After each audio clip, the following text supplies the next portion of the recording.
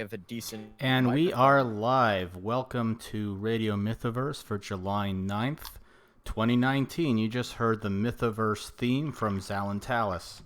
Zalin did a superb job crafting a unified theme for the universe, encompassing thematic elements from all three of the launch titles. We have a little bit of magic in there, a little bit of mystery, a little bit of action.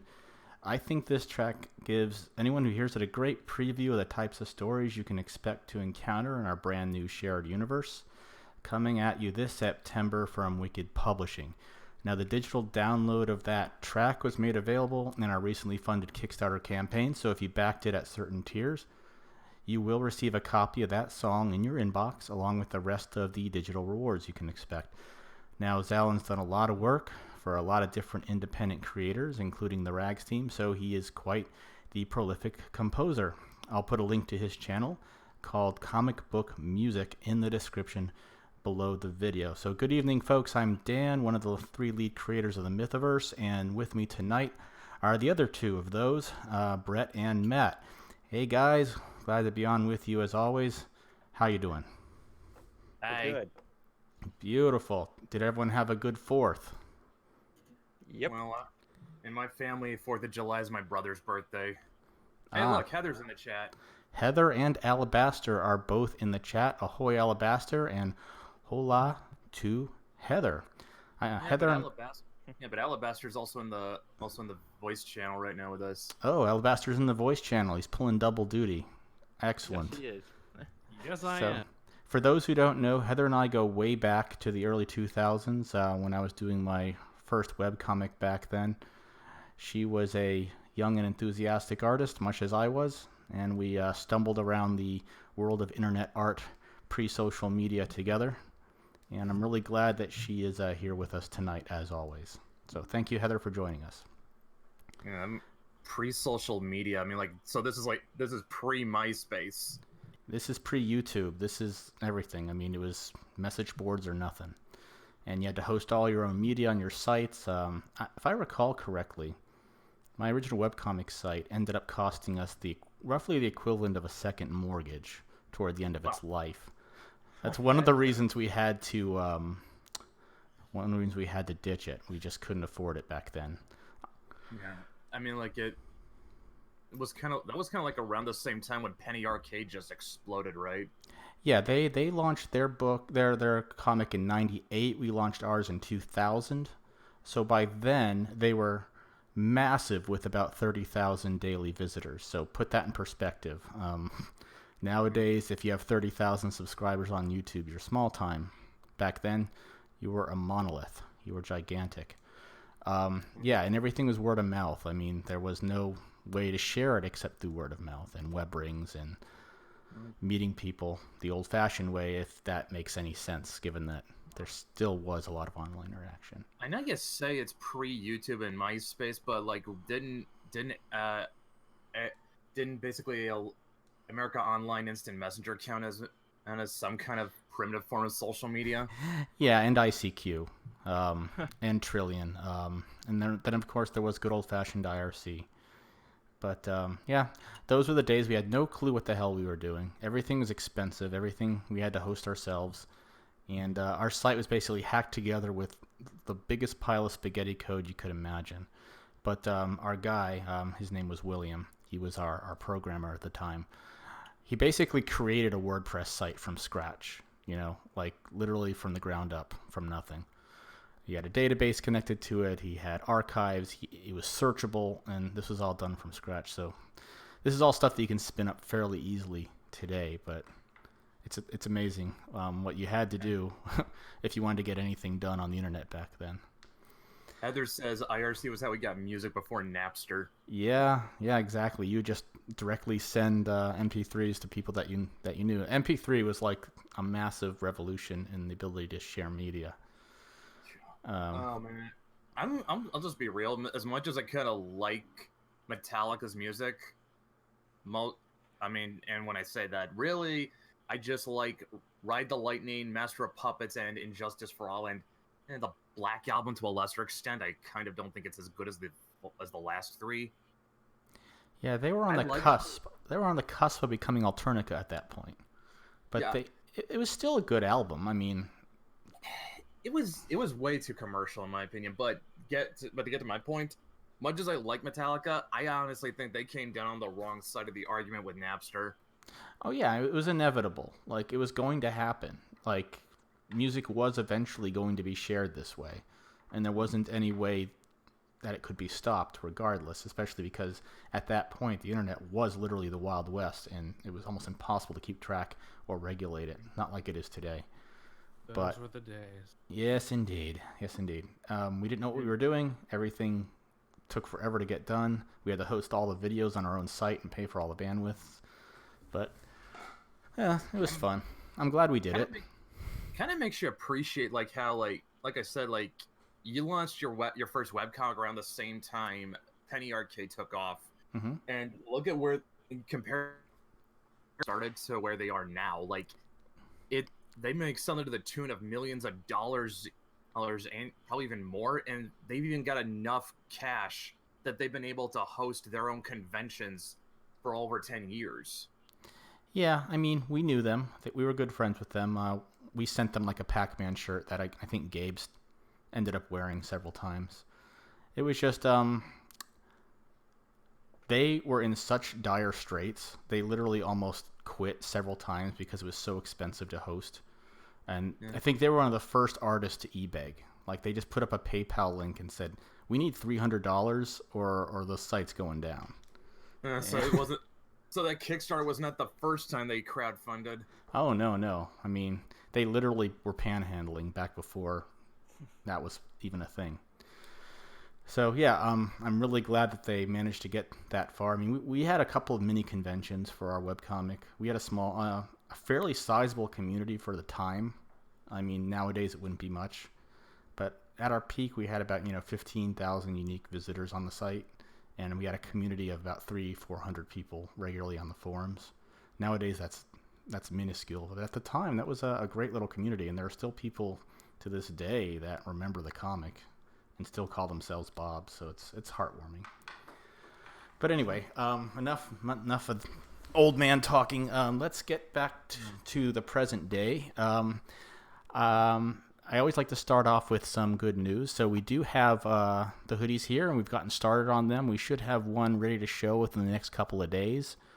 I'm really excited to be able to do that. Got a whole big pile of them here. Everything's all laid out nicely. We have a little sewing machine here. We got the Cricut, and we're a little bit shy on vinyl materials, but that's not going to slow us up too much. We'll be able to get several of them done before we run out.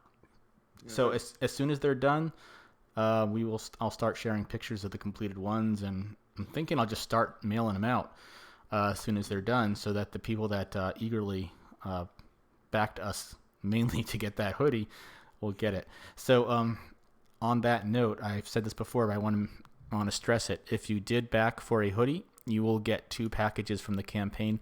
The hoodies will come from me, and the books and all the other print media will come from Wicked Publishing, because they will be handling that end of it. So expect 2 packages, and if you get your hoodie and you say, hey, where the heck's the rest of it, that's coming in September. So don't worry. Now, something I want to bring up, because I think I brought this up in the last Wicked stream Matt and I were on, that I kind of guessed that you and your wife were going to be shipping these out as you completed them, so it's pretty much a foregone conclusion that some people are going to get those earlier than others, right? Yeah, I mean, I guess technically, to be fair, we could just wait till they're all done and then ship them out. But I don't know. I mean, I'll pose this question to the community. If anyone, we can say, hey, would you like to get your hoodies as soon as possible? I assume most of them would. But I also want to be fair to everyone. So would you be averse to waiting a week or 2 extra until we get them all done? Yeah, let me know. Yep. Again, not a major issue. I mean, they'll get them when they get them, and we're working as hard as we can to get them done for everybody, because we're very, very excited that there was so much interest in that item. So, community announcements. Brett, here's where I yield the floor to you, and I would like you to let everyone know who won the Me 6 contest this week. Okay, yeah, that was, he's also in the so in the voice channel with us, and that is Chad, aka Grimmelk, and Vatique on Discord. He was this week's winner. Excellent. Congratulations. You get the no prize number 2. From the Mythoverse, you have won the Me6 competition. Yay! Woo! How do you feel about it, Chad? Honestly, it was fun. I just enjoy talking with people, and I mean, I know I'm usually up when I think it's normally Tank ZA is up because he's worlds away from where we are. And honestly, like I would love to like sit down and have coffee and like actually get to meet up with a lot of the people that I'm getting to know and getting to talk to in the community. And that's the best part. Looking forward to that. Yeah. If you want to, and for perspective, Tank's all the way down in South Africa. I would really love to get him out of there, but money. Heather says, I don't remember what tier I backed at. I threw money at y'all. If I got in a hoodie, I wouldn't mind waiting. Thanks, Heather. Well, Heather's just amazing altogether. So, and Gorgonite Emissary just entered the chat. Sup? Oh boy. Okay, that is remarkably restrained for Gorgonite. Yeah, seriously. I assume that he's holding back to take us by surprise later when something we say triggers him. God help us if we get both Gorgonite and Demon Eater in the same chat. They're going to be trying to out-vulgar each other. That's what I thought. He said, just wait. Yeah. Well, definitely I look forward to that, Gorgonite. No matter how much it trips us up sometimes, it definitely adds a little spice to the chat. Actually, I take that back. Get Gorgonite, Demon Eater, and Xenolith in the same chat. Ah, now we're talking. That would get it. That would get the chin flat. That would get the stream flag for sure. At least we're not getting super chats though.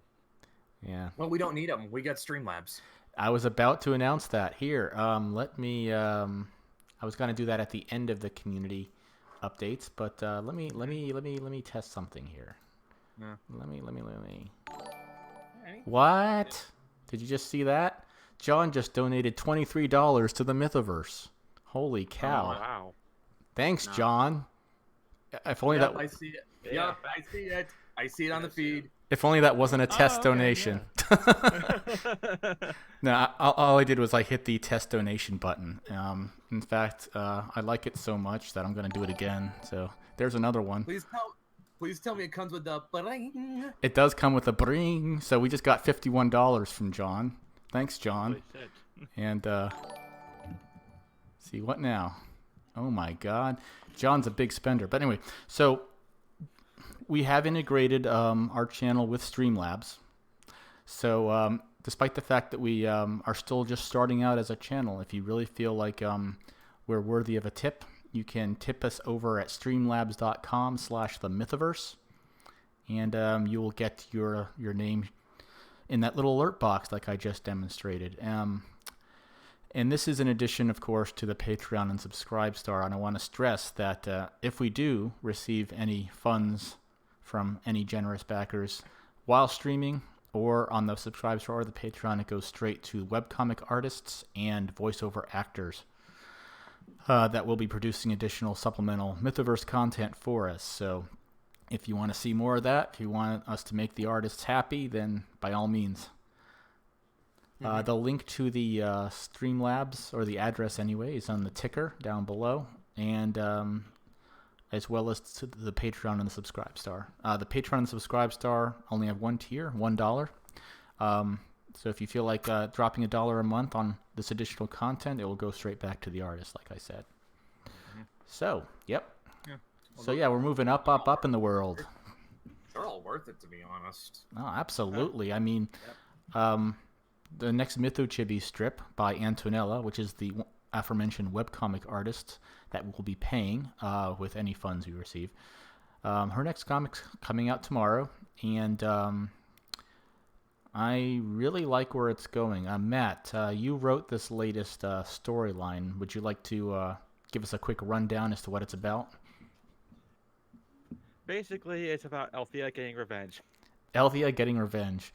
I think she's the only one that successfully gets revenge. I don't think Adobe ever gets. Well, Adobe's Mies is still being plotted. She hers is being a bit more meticulous, and I've got a storyline planned for where Adobe is gonna go all out Boondock Saints. Nice. Okay. And when I say that, I mean I am basically gonna have her quoting the prayer from Boondock Saints, and I mean fuck it, I love Boondock Saints. That was an awesome movie. Yeah, it was a great movie. Boondock. Of course. Saints. If there's a better movie to reference for the storyline, I can't think of it off the top of my head right now. So we got the Streamlabs integration done. So moving on to another aspect of the community, I want to just say how proud I am of our Artist Alley channel. It has exploded since we introduced it. A lot of very talented people have just flooded it with art. Like Blind Artist, he put up like 23 pages of a comic called Zompires, like the entire thing. Yeah. It's like, holy cow, I had no idea he had so much work under his belt. But that was pretty neat to see. And Carl the Amateur has been slaying it. Have you seen his latest stuff he's been putting up? I mean, this guy's got some serious chops. I mean, if you're looking for an artist to work with, I don't know what his situation is, but he's definitely got the skill and the talent. If you have a project in mind that needs an artist like him, I would definitely scoop him up. He's definitely the guy to go to if you're looking for a more cartoony aesthetic. Yeah, if you like your Popeyes and all those other awesome. Yeah, I mean, he's got a really clean style. His lines are just very pleasing, and it's just Very it's good underrated stuff. style, too. Yeah, I thoroughly enjoy it. He even did like this little anthropomorphic airplane. That was pretty cool. Yeah, that was cool. Yep. Yeah, those. Yeah, like I said, like I mean, like at least a lot of the artists in our orbit, I don't see too many of them going with that sort of retro cartoon aesthetic. You never know. You never know what someone's taste may lay into. So, yeah, just have a look at the style. If you like it, yeah, hit him up.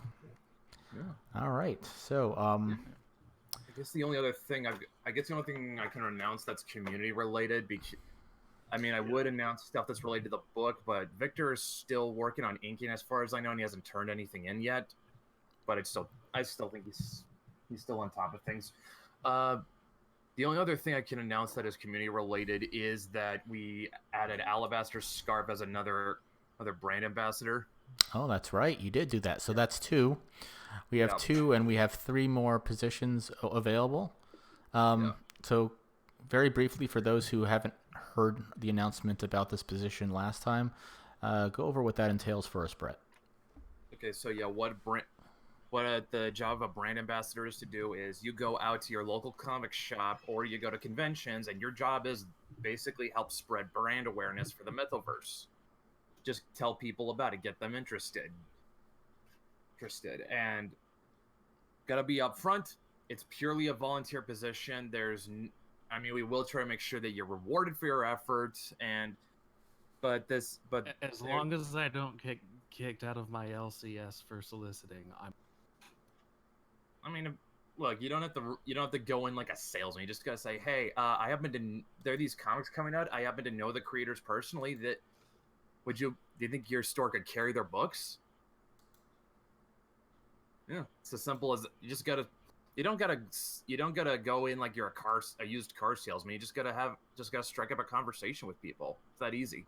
oh man, I've dealt with this past week car salesman. Don't even get me. Yeah, I did mention you guys to my friend Angel, who worked on Project Shadow Breed. Yeah, he was very interested in that. Oh, that's Sweet. also good. Yeah. Yes. Hey, Scott. Scott from Wrath is in the chat. And he says I'm already on it. Oh, Scott, yeah. Hey, Scott, have you had any luck locating a new artist? He unfortunately, I was very sad to hear that the artist that he had originally been working with will no longer be able to finish penciling Wrath. I just wanted to know if he had managed to find someone that fit your project. I think he did, but he's being hush-hush about it at the moment. Sweet. But okay, that's good. I just want to make sure that the project was still a go. Yeah. Another thing was that he said Drew hadn't left the project entirely. She was just operating in a more limited capacity.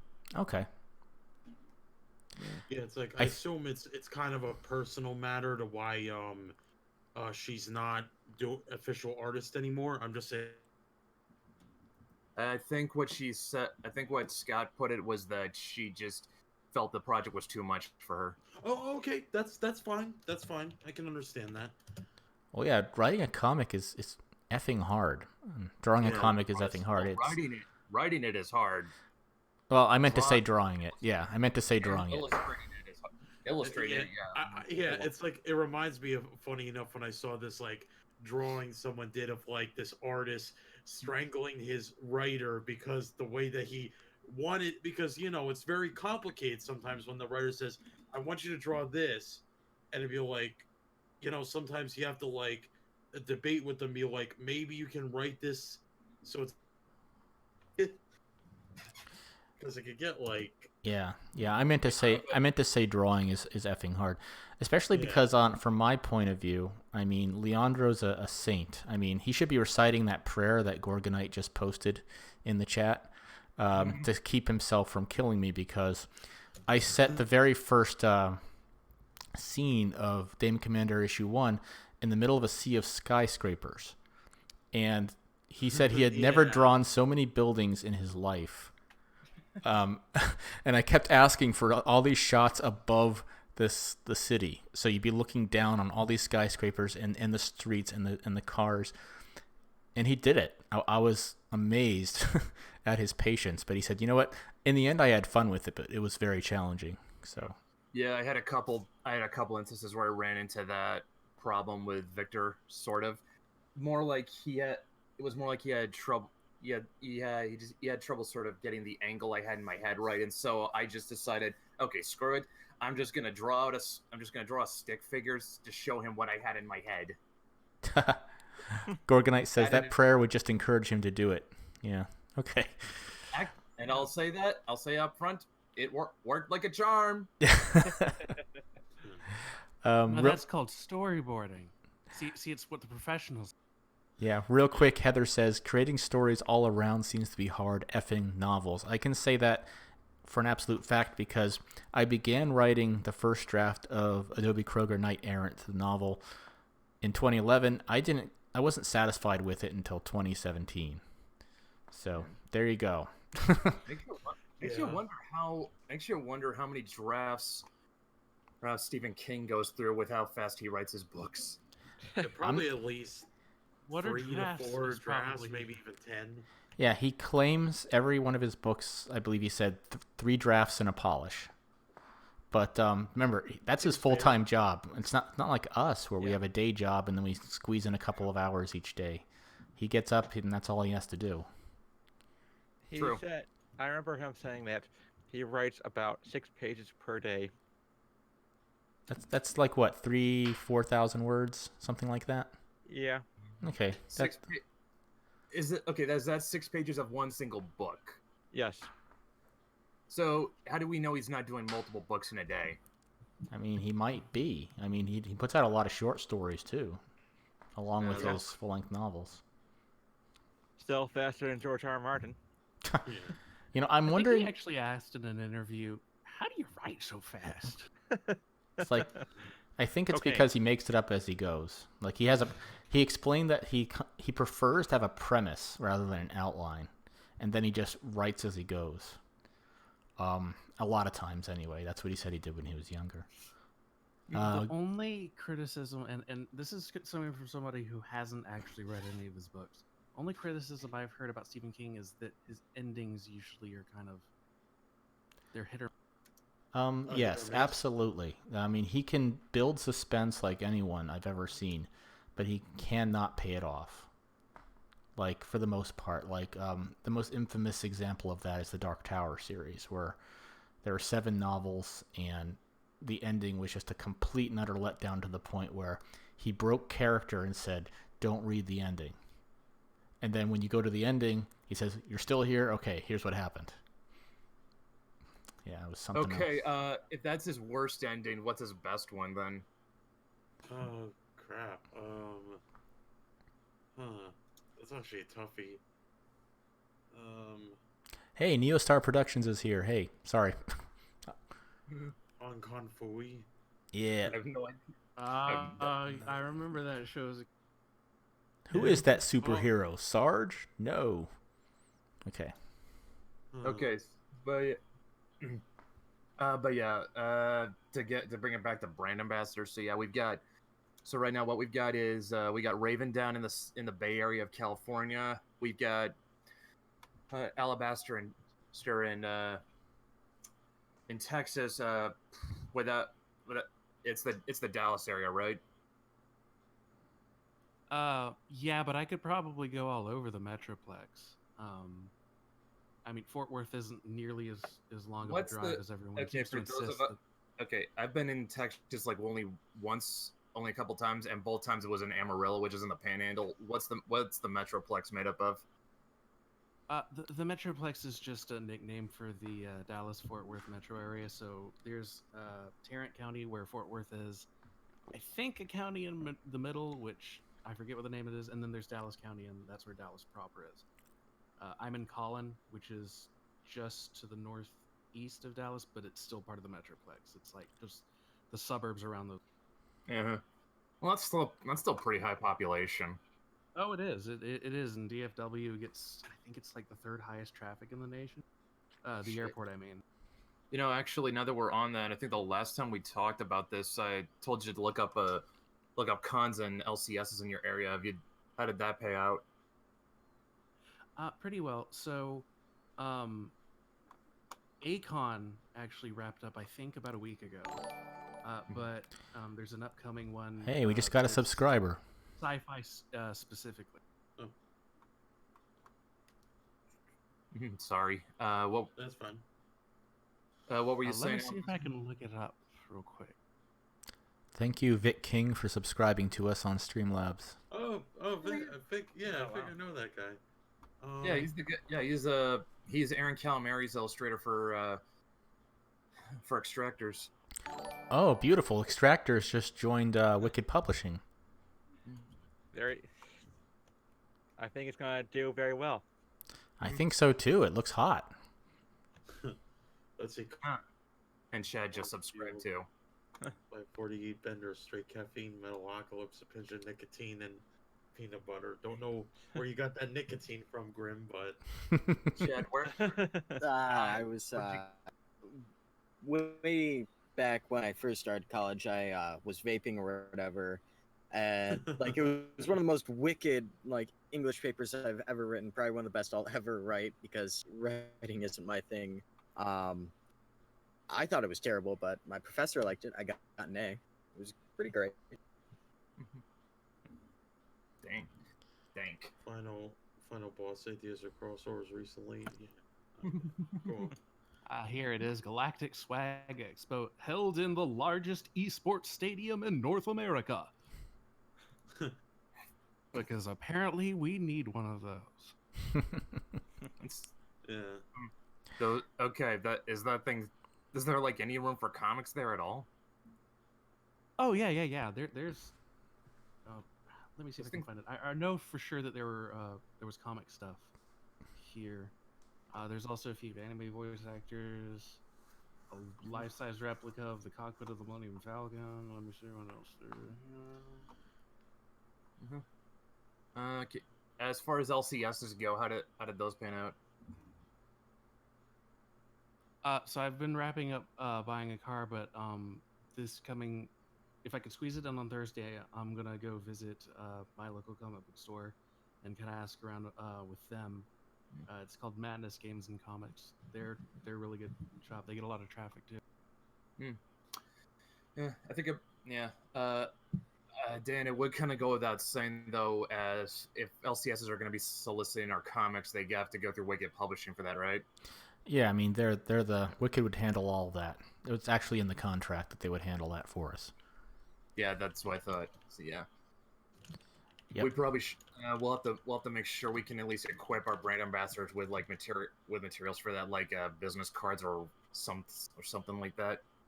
Absolutely. I mean, come September we'll be overloaded with stuff to give. So yeah, excellent. Go ahead. We should probably talk to Matt and Michael about getting business cards for Wicked. Oh, definitely. Yeah, as we get closer to launch, we definitely want to make sure we're well equipped for that. Scott says he'll be hitting a local con with Wicked on the 21st this month. That's over in California, I assume that's what you mean by local? Yeah. Okay. Yeah. Yep. So, yeah. Sadly, I'm on the opposite end of the continent. And I'm up in the Pacific Northwest. Oh, Scott says they have cards now. Awesome. We could put... If we can have, like, the template to print out... If we can have the template to print out over to our brand ambassadors, that would be helpful if they can send the assets over to us. So, but yeah, moving along, yeah, we've got Raven Monroe down in the Bay Area of California. We've got Alabaster in the Metroplex area of Texas. More people who come in, more areas we can cover would be great.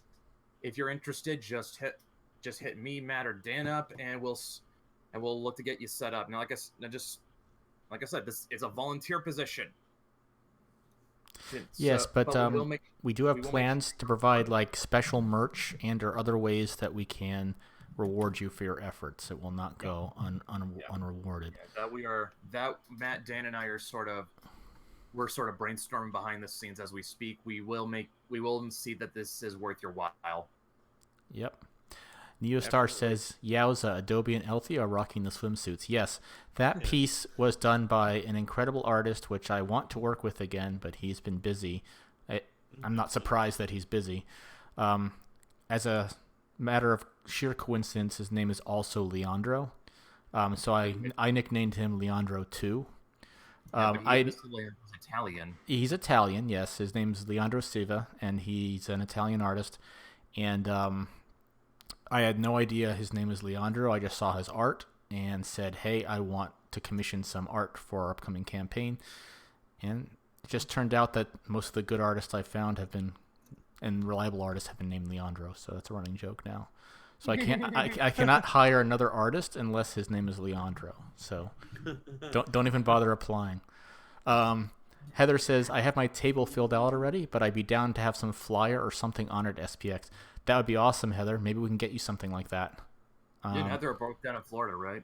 Yeah, Heather's actually not that far away from where I am. I don't want to say where, but we're pretty close. We're definitely within driving distance. So if there is some way I can get that stuff to you, Heather, I would absolutely do that. I think I might be able to pull that off. Well, now that I think about it, Clay, you and your brother came back from a con out in Jersey recently, didn't you? Yeah, Garden State Comic Fest.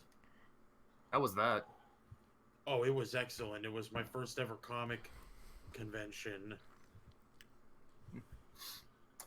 Yeah.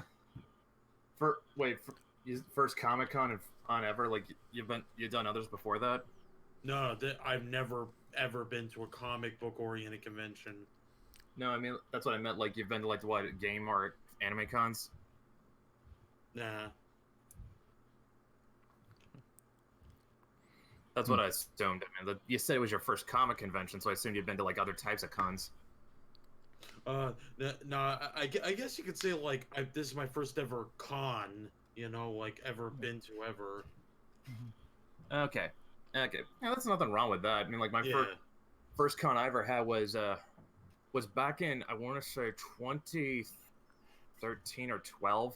It was ShudoCon out in Lansing, Michigan, which is long since been defunct, as I found out from Matt. Well, it's been less than a year because they had one last one for 2019. Yeah. But that's what happens when you go and do your own convention without making sure you got the funds for it. Yeah. So like, to be fair. Go ahead. I was gonna say though, to be fair though, if we were gonna hit up a con out in Michigan, we'd probably do YomaCon or something. Cool. I just checked. We have 10 people watching now, so if you haven't, please thumbs up the video. It helps us a lot. Thank you.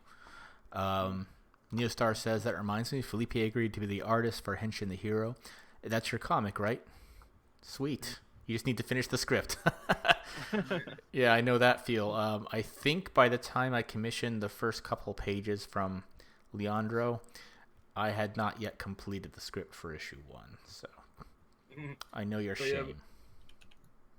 Yeah, but as far as the Jersey area is, like, what's the con or LCS scene like? In Jersey? Yeah, that was at Clay. Yeah, Clay. Wait, how was the convention?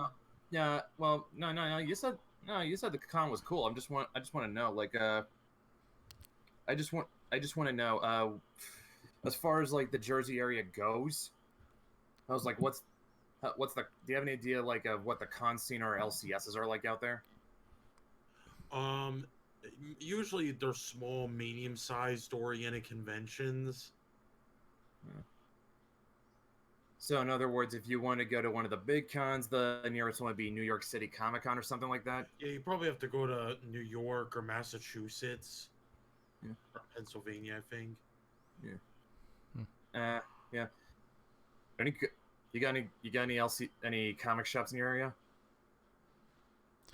The one I usually go to is I think Paradox Comics.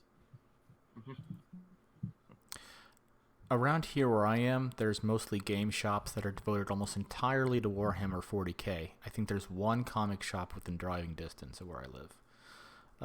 Before I moved up here, there were several, including probably one of the premier shops in the nation, Tate's, which was started by someone who went to high school in my year. I think he opened it when he was 17 years old, and he's just been expanding ever since.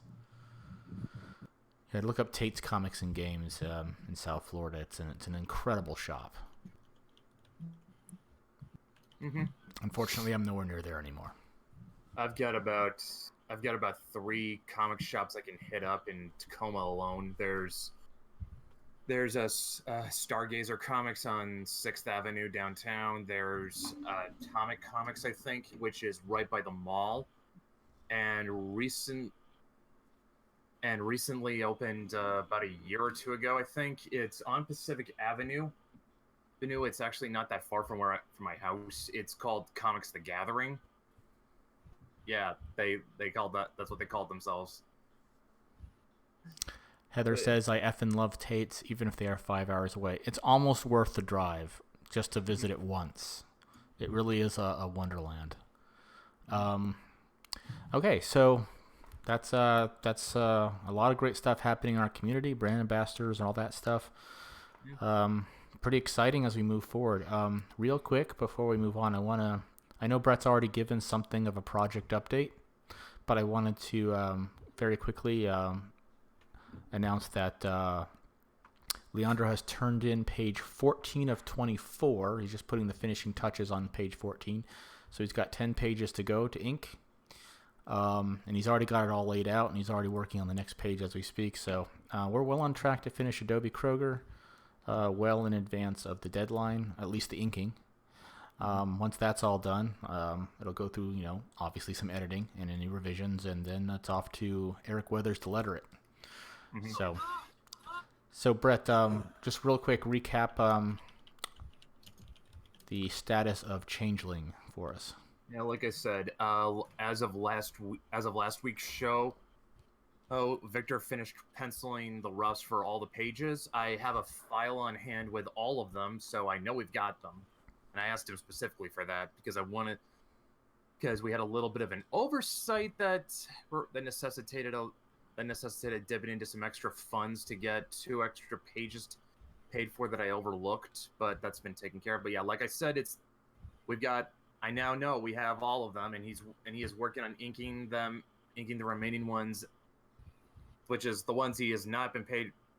Okay, I'm going to start over. He is inking the remaining pages as we speak, as far as I know. If I had to put, I think he told me he should be able to get them done by the middle of the month, which is around the same time Ginger should be done with coloring in Sporkman, and once she gets to work on coloring and lettering it, she should have that done by mid-September. Can I just say as an aside, I'm very happy to see Ginger getting additional work aside from the Mythoverse. She's an exceptional artist, and I always love seeing artists have more work than they can even schedule for. So I'm very, very glad to see that. So Matt, how is Mythics progressing? So far, I'm pretty certain that Biff's still working on the layouts for the pages. Only problem is that she's been sick for the past few weeks, so the so sickness is just seemed to keep on rolling with her. But Yeah. Yeah, I think on Twitter the last time she talked about it, she said it was bronchitis. yeah, Well, here's the thing. She works so fast that I honestly don't think it'll make a difference. I don't think so either. But No, I'm serious. If you recall, remember that time she did the two schoolgirls? Yes, I think she did. remember Yeah. that. I think she did them in less than an hour. Like less than an hour, Oh. she finished both of them. Yeah, I remember I was at work when that happened. Yeah, I think I messaged her like and said, "Hey, this is what I want you to do with Adobe. I drive home, which is like a 30, 40-minute commute at the time, and it was finished before I got home." So It's kind of like how Antonella goes from the roughs of the Mythochibis comic to the final layout in like the space of a day. yeah. Oh yeah, I mean, I remember when it was basically it was Brett who instigated it. Yeah. Okay, so real quick, Heather says, try Acme, a comic shop in Gods and Monsters in the Linda area. Thank you very much, Heather. I will. Sounds like, and Gorgonite says, sounds like she puts all those Chinese sweatshop kids to shame. Sweatshop kids to shame. Yeah. I unironically think Beth is the hardest working woman in comics right now.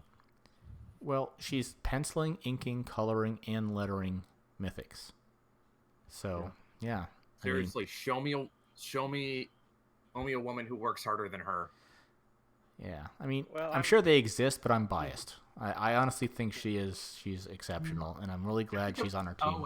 No, wait. I think about the only one I can probably put on Beth's level would probably be Mirka and Dolfo. What does she do? She had her own self-published title, Unnatural through Image. Well, it originally was published in Italian, but it's been sold in all the North America through Image. You know, I don't know if she's still drawing comics, but Wendy Pinney was quite a workhorse too. She did the ElfQuest series with her husband Richard, like 30 years ago, and that was she did all the art and all the lettering and everything. That was something else. Yeah. All right, so I'm sorry to hear that Bethy is not feeling well, but I think she'll still be on track to complete Mythics, given, like I said, how fast she works. Yeah, I think it's all because of how hard she works with the art. So Yeah. Yeah, I think she almost never takes a vacation, does she? last time I can think of when she did, I assume when she went on vacation was February, March. Yeah, that's right. She went out to Colorado. Yeah. But she's an artist that I'm happy with and can definitely pull off the pages. No doubt. I've got no doubt at her own abilities, and frankly, I mean, like, I cannot imagine anyone else doing Mythics but Beth. And yeah, and yes, Neostar, we are all hoping that she gets better soon, because... Oh, yeah. Yeah. So there's where our books are at. So real quick before we move on to some other topic, I want to quickly discuss the supplementary content we're producing. Like I said, Mythochibis is updating tomorrow, and we have, I think, one other comic already complete. And how many scripts does she have currently to work on? Antonella just finished the last one I penned. Probably work unless you or Matt have another one. I'll probably put it in the next one. Yeah, I have plenty of ideas. I just know that you are intending to set up some kind of mini arc that I don't want to interrupt. I don't want to throw a gag in the middle of an arc. So let's get those done first. Yes, I guess I'll go through with the 3-part arc then. Yeah, sweet. Speaking of working fast, Antonella is quite literally, I think she works faster than a computer can print a picture. I mean, she sends us a sketch, right? we approve it, and then it's finished within under an hour. So that's another artist that finishes. It's what it seems like to me. I swear to God, we say we like this sketch. She says, "Yay! I'm glad you like it," and then all of a sudden, boom! What do you think of this? I'm like, "Holy cow! You're finished already." I think it goes up. It gets done within like she gets it done within like the space of a day. Yeah, she's very fast. So that's still ongoing, and that'll be one of the pieces of content we'll be able to give you regularly. In addition, we have the audio cast. We're still working on the first episode. I have completed the first short story that features a runaway who meets Adobe Kroger. I have given the script to Addison Peacock to voice Adobe's lines. And I don't want to say who I'm going to be giving the rest of the book to, but I'm experimenting. I'm going to see how it works out. Heather says, "Fast artist, how the F do they do it?" I don't know. I guess you develop a style you're comfortable with, and then you just don't think about it. It's just like the guitarist who can play without looking at the sheet music or tab. Yeah, because I know at least 2 or 4 artists, it's like they do it incredibly fast. And even I asked them, and I think one of them said, coffee, just drink the coffee, keep going, and then don't think about anything else. Just keep drawing. Yeah. You know what? I believe that because I think I once heard on DeviantArt that Eric Larson's been able to put out a sketch out an entire comic page within the space of 5 minutes. And also, I think I've heard from Sauron that Matt Frank, if nobody knows who that guy is, he's been the artist behind a lot of the recent Godzilla comics. He apparently can sketch out Godzilla within the space of 5 minutes as well. Yeah, I mean, look at Peter Simeti's 5-minute sketches. Oh yeah, those are amazing. Yeah, and that guy's a monster. I guess once you've kind of settled into a groove, it's just like time becomes nothing. I'm with you, Heather. I need coffee to survive the day too. There was one day where the coffee machines were undergoing maintenance at work, and I was like, I'm not even coming in until they're fixed. Why would I subject myself to that torture? So I worked remotely. What were you gonna say, Clay? Neostar said, "Go ahead." Oh, sorry, you guys go. I was just gonna say, Neostar said, "Oh yeah, I started that Adobe Kroger audiobook sample. The banjo bit finally makes sense." I was just gonna say, like, real quick. It's like it's basically with the coffee thing concerning. It's exactly like the Simpsons movie. If it breaks, everyone's gonna go insane. Yes. Yeah, well, absolutely. I'm out in Washington, so I never starve for a coffee. Yeah, I don't think you can walk down the street for more than 6 or 7 steps without bumping into a Starbucks in Washington. No, I can't. No, Dan, I can't go a city block without finding a Starbucks in Washington. I can't go 6 steps without finding a coffee stand in Washington. Gotcha. For the record, I will say, Bigfoot Java is a much better place, has much better products, and they deserve to be a genuine threat to Starbucks. Nice. That would be nice. So I refuse to go to the Starbucks at the place I work because there was originally a chain I'd never heard of that sold smoothies, and I'm like, oh wow, finally, a grocery store that doesn't go with Starbucks and that is willing to try something new, and then like 3 months later they just replaced it with Starbucks. If I had a Dunkin' Donuts as an alternative, I would take it, but I don't. Honestly, there's something truly magical about coffee. I work, third shift. I work at night, and so I've consumed massive amounts of energy drinks over my life, but nothing really seems to hit the spark like coffee. It just makes you feel good. There's a saturation point I found where just it's like that Futurama episode where Fry drinks the 100 cups of coffee. Yeah. And then he gains super speed. Yeah, that was hilarious. I still love it. That's the closest thing we'll get to the Speed Force. The good thing about living in Michigan is that it doesn't have to be just Starbucks. There's also Tim Hortons, Coffee Beanery, and Dunkin' Donuts. Yeah, I mean, you know what? Good thing about living in Washington is we've got more coffee shops than we know what to do with. So yeah, Starbucks isn't your only option. They just happen to be the one that's fucking everywhere. Oh yeah, and there's also I forgot about the other one, Big B's, which had changed name change Oh my because it god, was I forgot. I remember Big B's back when I lived in Michigan. yeah, it had a name change because the original name was too controversial. Really? Yeah, it was called Beaners.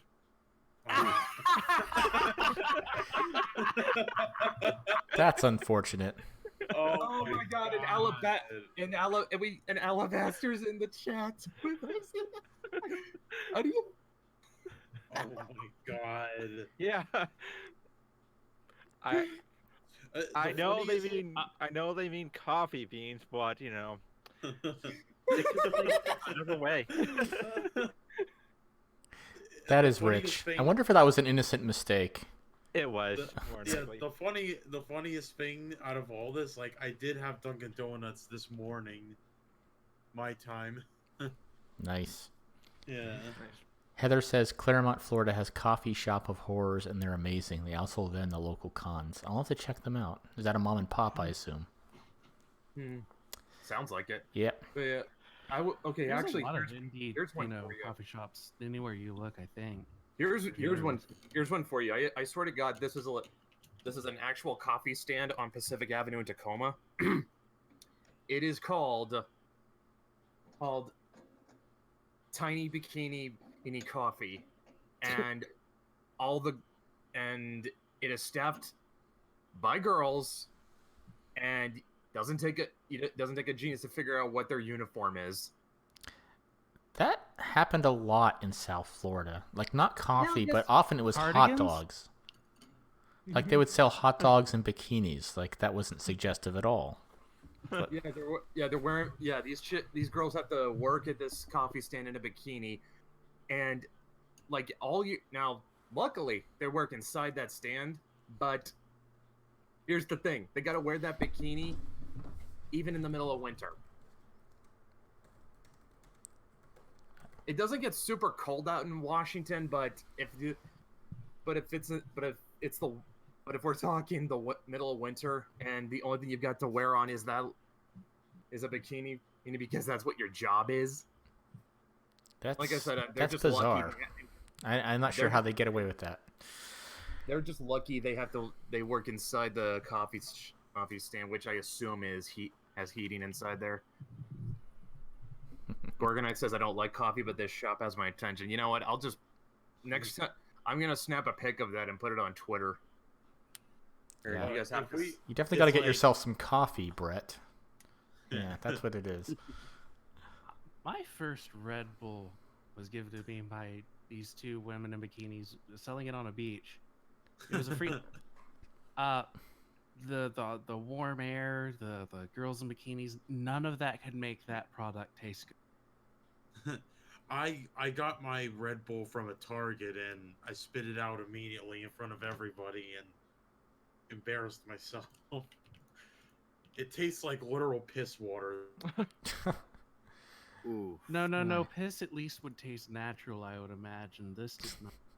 Nice. Well, Bear Grylls would have a good time drinking piss. Me, I would not. I feel mild offense to the fact that Red Bull apparently tastes like piss water. That was my drink of choice for like 3 months. What? Just buy Bang. At least it's U.S. made. Red Bull comes all the way from Hungary. You see, I can't do Bang. It just does nothing for me. I got my first vodka from Women in Kinis. Okay, that's cool. Tell me more. Was it good? Yeah, was it good? Like, at least. I mean, sorry, you go, Brent. I was gonna say if we're gonna be harping on women's swimwear, I'm thinking we gotta do a campaign in the summer at some point where we can ship out swimsuit variants. Well, we already have one. It's cycling through the slideshow right now. And not the same thing. I do. All right. Yeah, it's like a lot of the indie comic guys. They're like, they want to like basically do a lot of summer art pieces before September, which I'm like, all power to them. Well, So it's all about it's all about timing. I mean, like you can't. I mean, like if you're gonna sell swimwear, sell if you're gonna sell your product if you're gonna sell your product on swimwear, better be in the middle of summer. You can't sell this shit around fall or winter. Yeah. so I just found out that there's a bikini coffee shop in Michigan. Of course there Oh is. god. Yeah. One's in Sterling Heights and one is in Selby Township.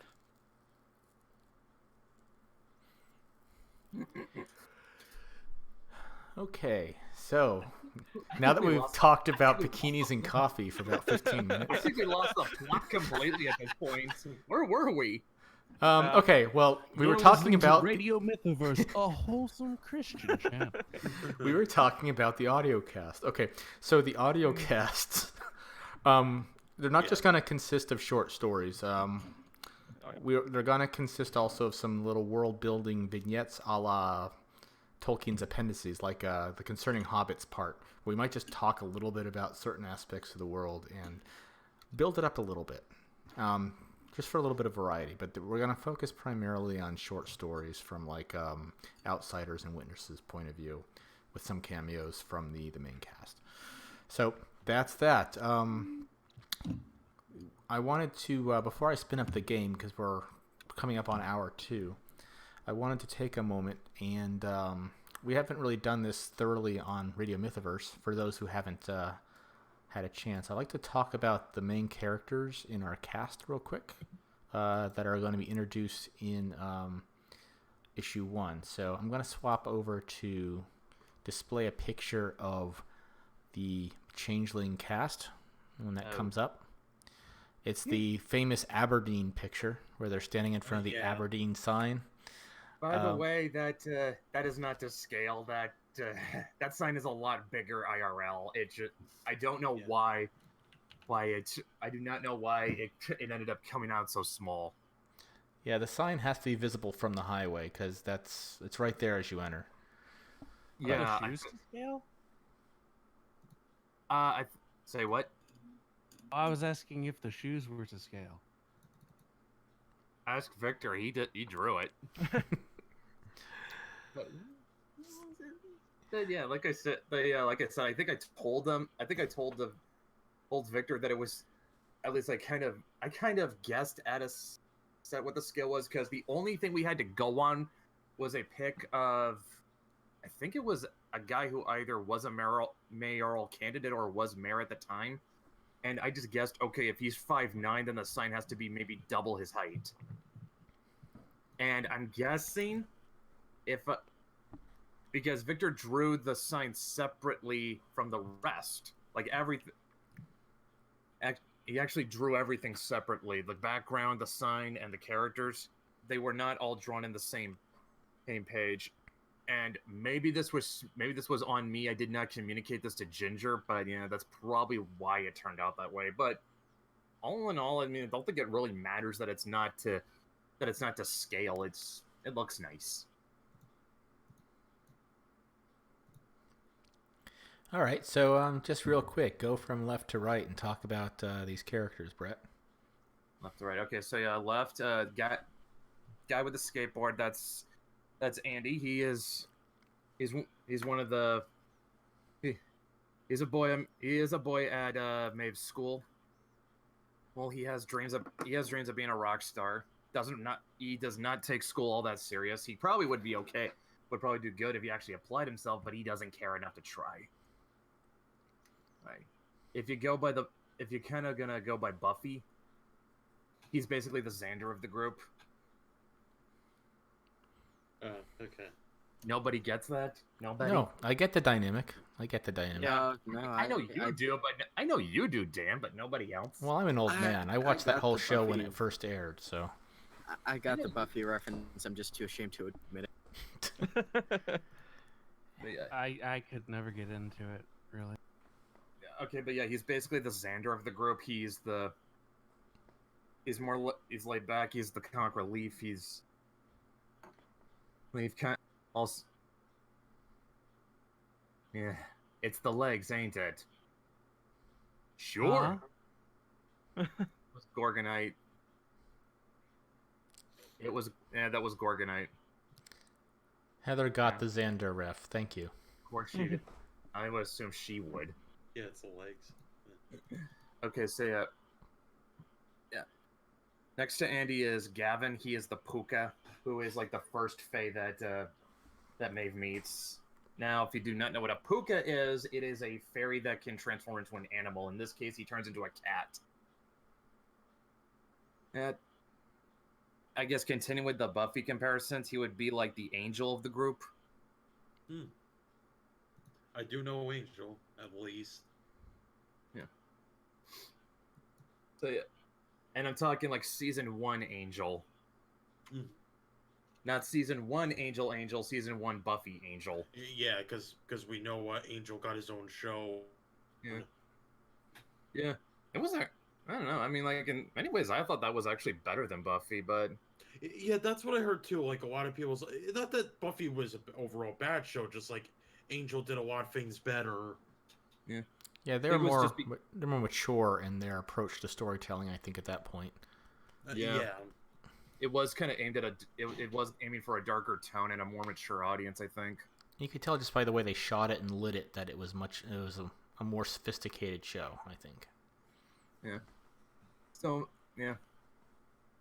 And of course, I don't think I need to talk about who the super pale girl in the middle is. Everyone knows her at this point. Who is she again? What'd she do? I feel like it's like, Maeve, the freaking main character.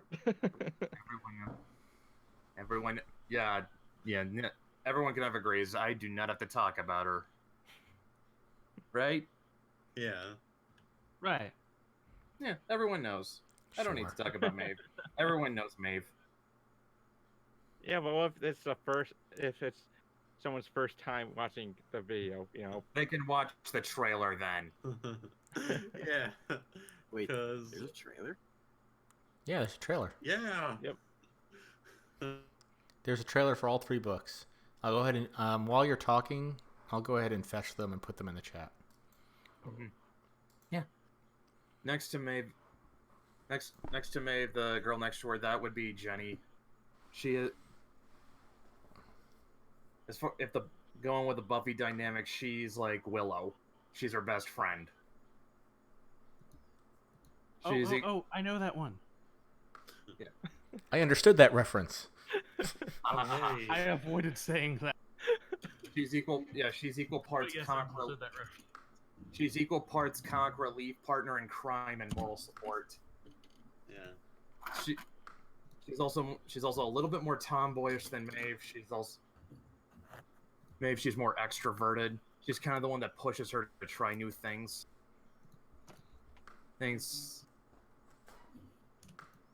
But yeah, she is. And as a little bit of a gag that I came up with, just because, okay, the origin of this gag was, you guys know how in anime there's always that one girl that has boob envy. Yes. Yes. Okay, so I thought to myself, that's lame, that's cliche, everyone will see that coming. How can I spin that to make it more interesting? And then I thought to myself, what if instead of her best friend having bigger boobs than her, what if she was taller? Yeah, it's like and then if you really want to crank it up, what if she wasn't just taller than her, she was Asian? There's multiple layers to this joke. It's a very because anything you can do, Asians do better. Oh my! Funny enough, like slightly off topic, but a little bit a topic at the same time. I do have a character in one of my comics. Like I pick him up. He's the tallest of the group, and he's Asian. He's like 6'4", pretty tall Asian dude. Well, Yao Ming was pretty tall. But yeah, he's the basketball player, right? Yeah, the Chinese basketball player. The Rockets, I think. I don't know. That was the other still one. Play? Yao Ming plays. Yeah, he does play. He does play with the Rock. He did play with the Rockets. I don't know if he still does though. He's That's a over. while ago. He's 7'6". Yeah, he's a tall guy. He's Chinese and he's 7'6". That guy is a freak of nature. Yeah. Heather says height envy is a thing. My BFF is so much taller than me. In my high school class, there were two girls that were so disparate in height that they were nicknamed Tree and Stump. Oh, yeah, that's the joke. Oh Yeah, god. yeah, there's the whole joke. Maeve is 4'8". Jenny is a whole foot taller than her, and she's Asian. That because Asians are not typically tall people. Yeah. That's why I think it's a fun twist on that. And of course, I also wrote it in that Jenny's actually always been tall for her age, so you can imagine what kind of creative nickname she got stuck with as a kid. It wouldn't have anything to do with a certain shelled candy. Shanghai Tower? Not quite. Look, come on, if you're Asian and you're tall, there's kind of only one nickname you can get stuck with.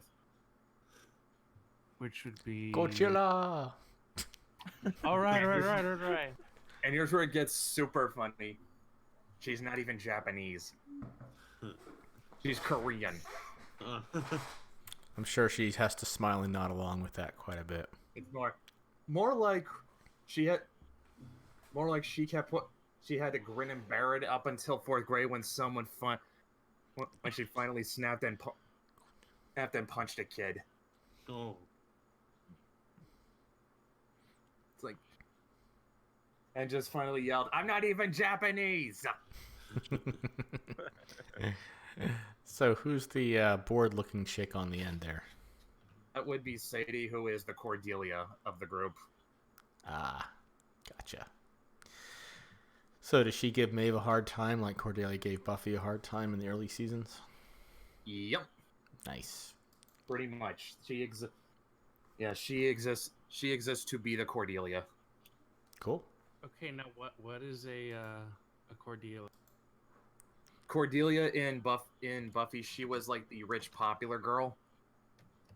Funny enough, in the first episode, she actually tried to make friends with Buffy, but then Buffy saw how she treated Willow, and she decided, yeah, no, I think I'll go hang with her instead.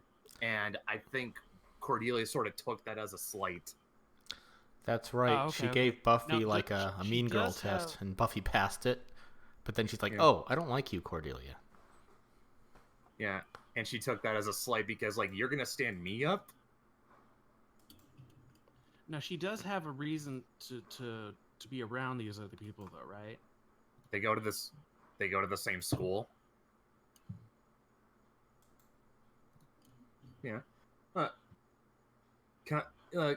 There was a reason for Cordelia to be around Buffy and her friends too. They all went to the same school.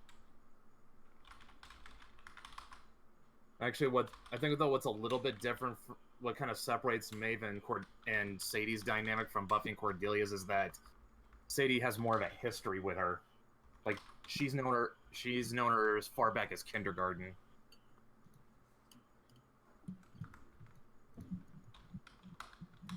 Oh, okay, interesting. Cool. Interesting. So Cordelia was the Malfoy of Buffy. Yeah, it's almost the same kind of dynamic because initially Malfoy wanted to make friends with Harry, etc., and they ended up being enemies. So, all right. So real quick, I did have a full cast photo handy for the characters we did not talk about last week, Matt. So I'm just gonna put up a page that has Althea and her familiar. If you could just talk real quick about them.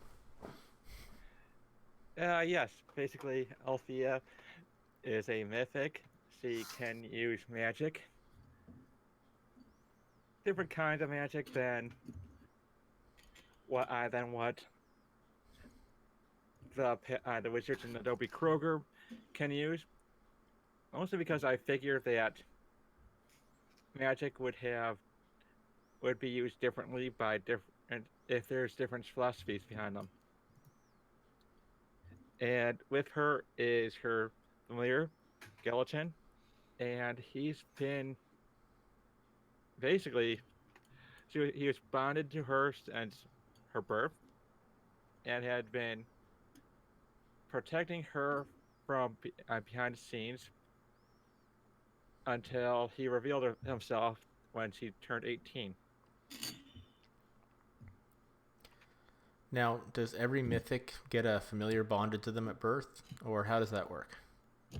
Basically, it works that way.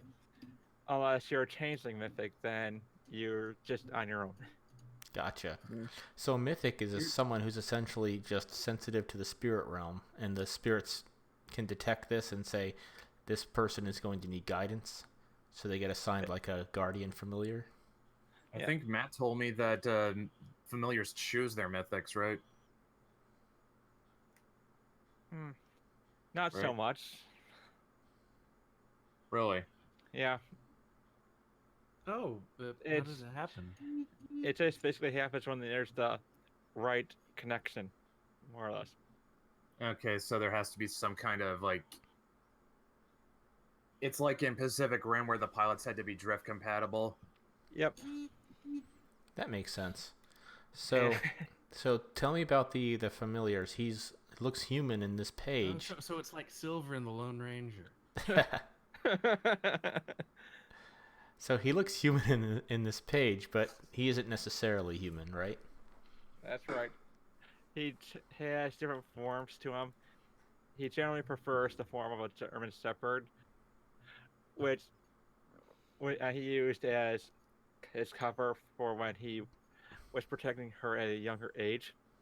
Because it gets really creepy when you think about how this random guy is always around this little girl. Yeah, it does. I guess it's kind of not much of a stretch to say that spirits don't have a quote-unquote true form. Pretty much. Like they have an Or at essence, least right? They have or an at least essence. not one, So like, or at least not one that, I was gonna say at least not one that can be perceived by humans. and I was gonna say, Yes. it makes sense for them to like maybe have an essence. So like, would you say that her familiar's essence is one of, I don't know, like a pack instinct to defend those that he is sworn to ward? Yes. Because he becomes something of a father figure to Althea, doesn't he? Oh, he does. It's for most part one of the things I've written for the past was that he never really wanted to have another. I should be bonded with another human after the way his last partner had been killed. Oh, he's had a mythic before Althea. Yeah, he's had. If you had to put a number to it. Well, probably over 100. Oh wow. Yeah, he's old. Well, yeah, I assume that most of these spirits, are eternal, so I can imagine that they do go through quite a few humans. Gorgonite asks, can mythics be bound to malevolent/evil spirits? It is possible, but the majority that can be bonded to humans have been sealed away. So it's very rare. I would have to imagine if you had such a spirit, they'd manipulate they'd manipulate the human. And actually, kind of makes me wonder if if it can be done the other way around too. So yeah. All the malevolent version for the spirits.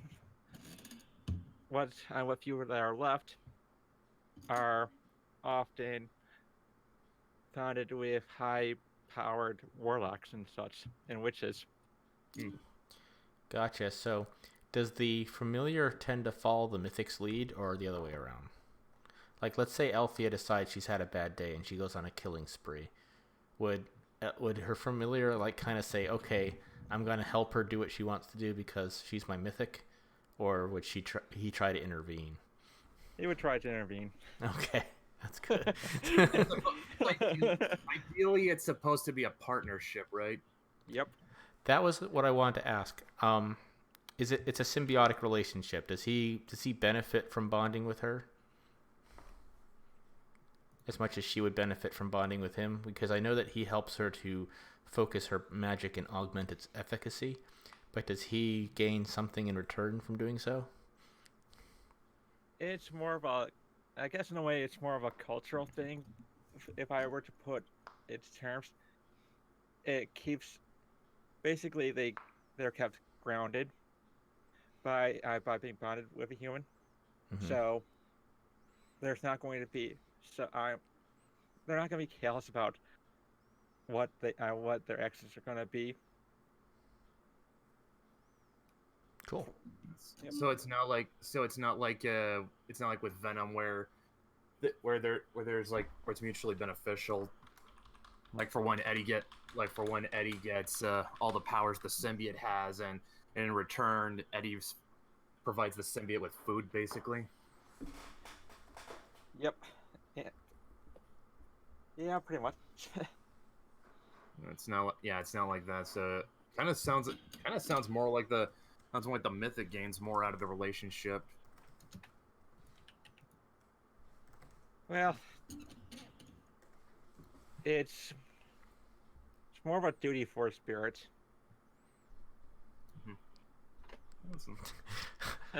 Organite says, "I'm Elthia. I must kill." Familiar. Elthia, no. Go to your room. Yeah, that makes sense. That makes sense. Sweet. Okay. So real quick, I'm gonna swap over to the main cast of Adobe Kroger Dame Commander. Okay, so there are 3 main protagonists in the first issue. Here they are, as rendered by Leandro Panganiman. I'll start from left to right. On the left is Reese Connolly. He is a Myrmidon. A Myrmidon is a designation given to one of the lowest ranking members of the Order. They are referred to as non-magical combat experts. They are every bit as lethal as the most highly trained Delta Force Navy SEAL, and they often surpass them because their training is absolutely murderous, to the point where very few of them actually survive it. Reese is one of the few Myrmidons in existence right now that are classified as gifted. It's speculated that he may have Fey heritage because he has some freakish talents that augment his combat prowess to far beyond the limits of normal humans. He has a fully 360-degree field of vision, so he cannot be surprised. You cannot sneak up on him. He can see you no matter where you are. So he's got the Byakugan from No. Yes, exactly. Oh well, technically the Byakugan doesn't have. It's the back of the head. It's got that one tiny blind spot. Yeah. Mm-hmm. Neo says mermaid dom. No, it does sound like that, but myrmidon. The Greek word myrmidon meaning servant. I'll be real. I hear myrmidon, and the first thing I think of is that amphibious monster from Warcraft. The Murloc. Yeah, it means like servant, basically. That's my understanding. So, I can never really think of anything when I think of the word because I've seen it in so many different things to be used for so many different. I am looking it up though. The real Myrmidons, they were soldiers commanded by Achilles. That's exactly right. Yeah, I yes. think they were like descendants of one of the gods. I can't remember which one in particular, but it was like an entire race of them descended from, It says their eponymous ancestor was Myrmidon, a king of Pythias, who was a son of Zeus. Mm-hmm. There we go. They're all. Yep. So that's the origin of the word. So that's the designation given to what Reese Connolly is. So yeah, he's got the 360-degree field of vision, and every minute or so, he can, depending on how much he's exerted himself, he's able to move at like hypersonic speeds for up to 1 second at a time.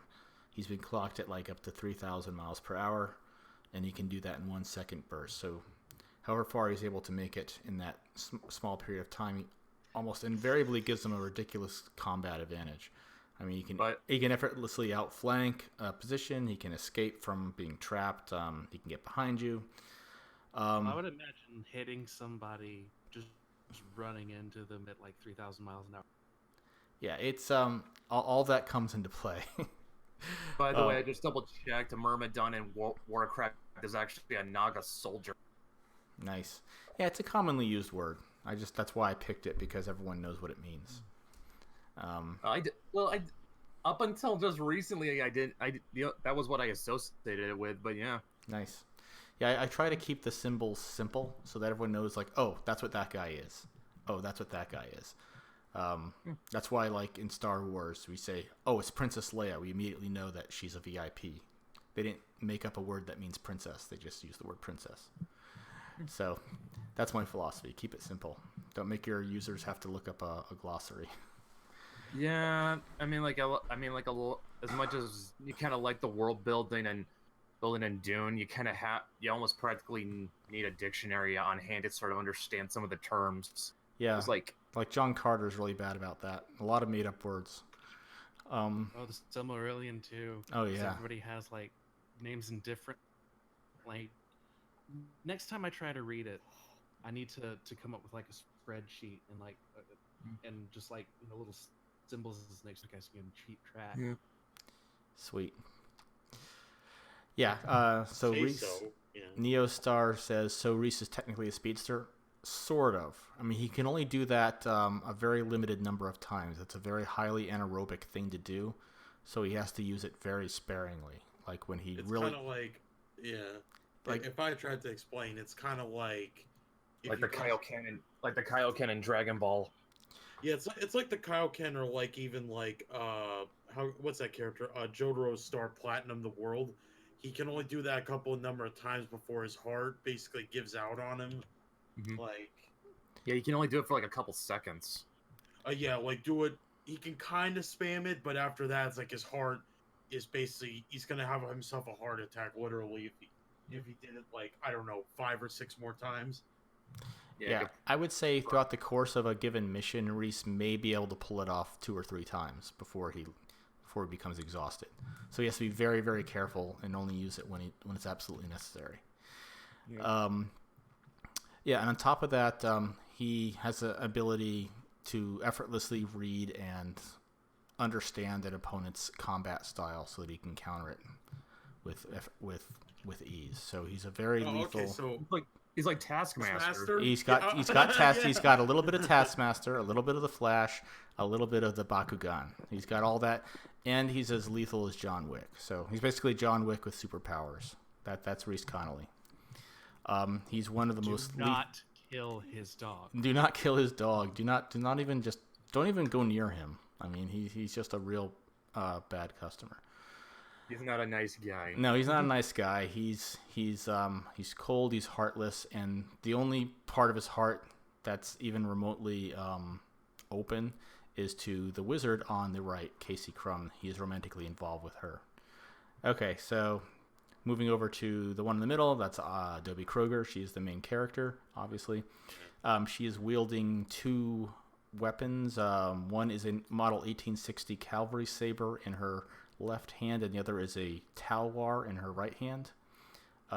She prefers those because she just loves how they feel, and she's able to be very effective with them. The clothes that she's wearing, each one of them is a piece of sanctified light combat regalia.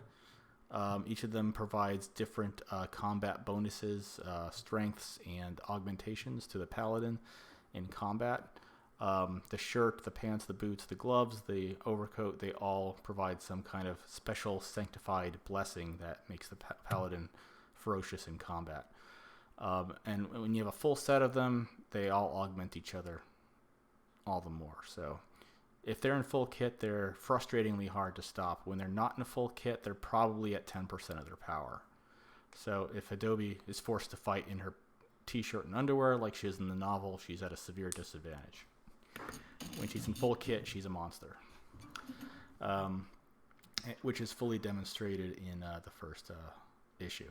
So Adobe is a deeply troubled young woman with a very dark and damaged psyche, which all comes from severe childhood traumas that can impair and severely affect her ability to make sound combat decisions, which is a running theme throughout the comic.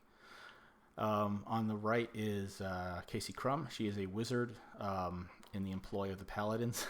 Cutting edge Kroger. Nice Neostar. Casey Crumb is a wizard in the employ of the Paladins. By employ, I mean she is a slave. She is forced to work for them and to use her considerable magical talents to their ends.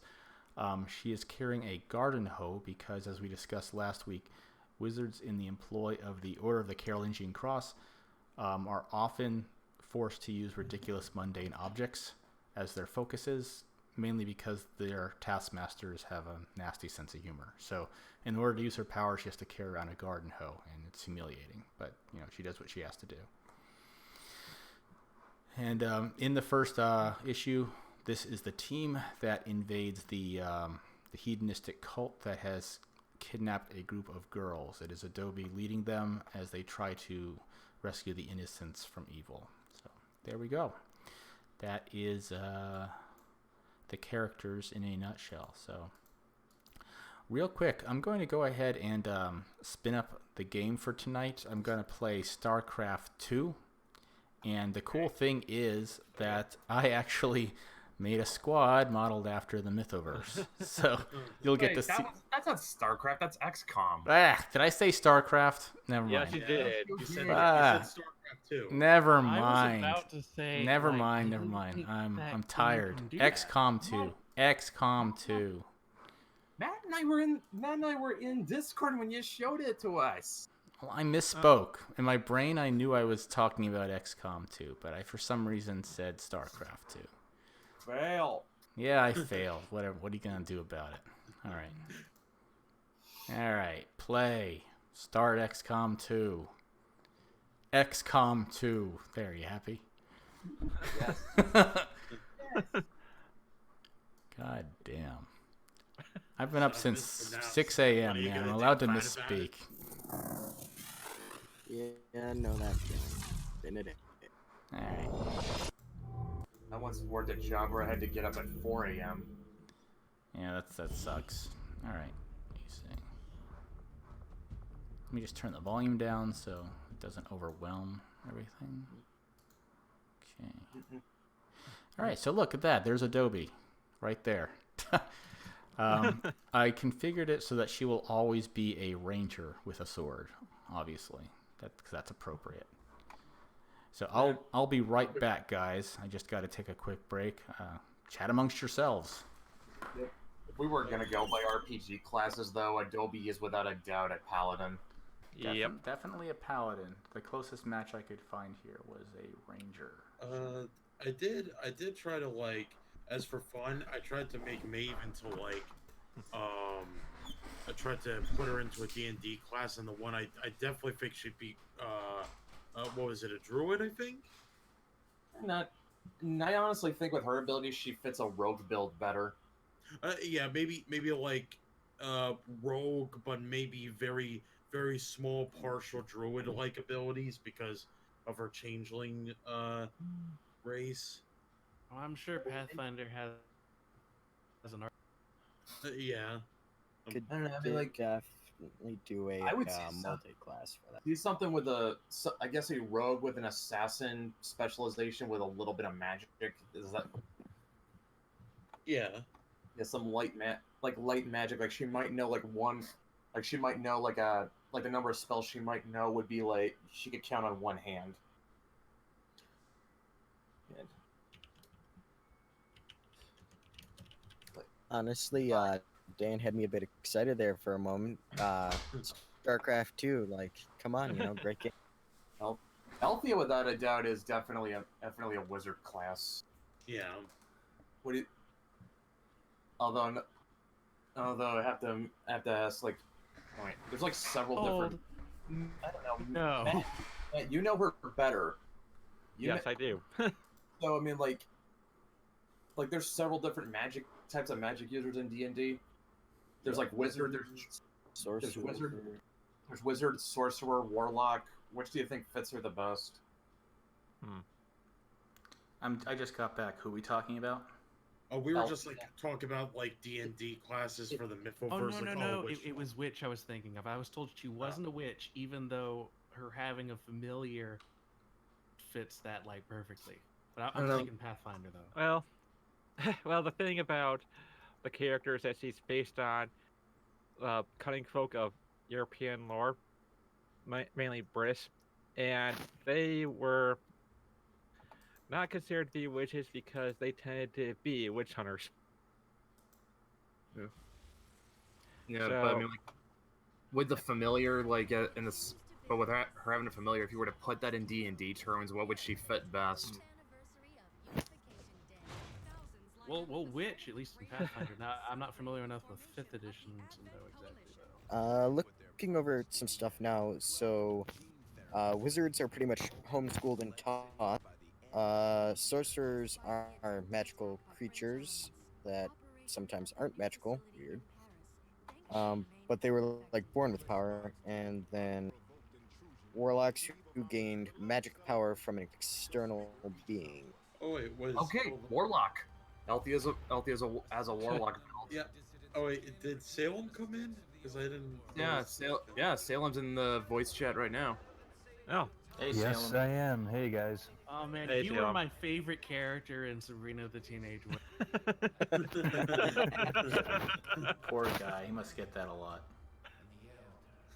Actually, he's kind of embraced it. Oh yeah, I love it. That is my favorite character on that show. He was the best. Salem, you are my favorite witch trial. Yeah, but here, although here's something funny. You guys remember? Anyone remember Angry Beavers? Yes. Yes. Same Norbert. Yeah, Norbert was voiced by the guy who did the voice for Salem.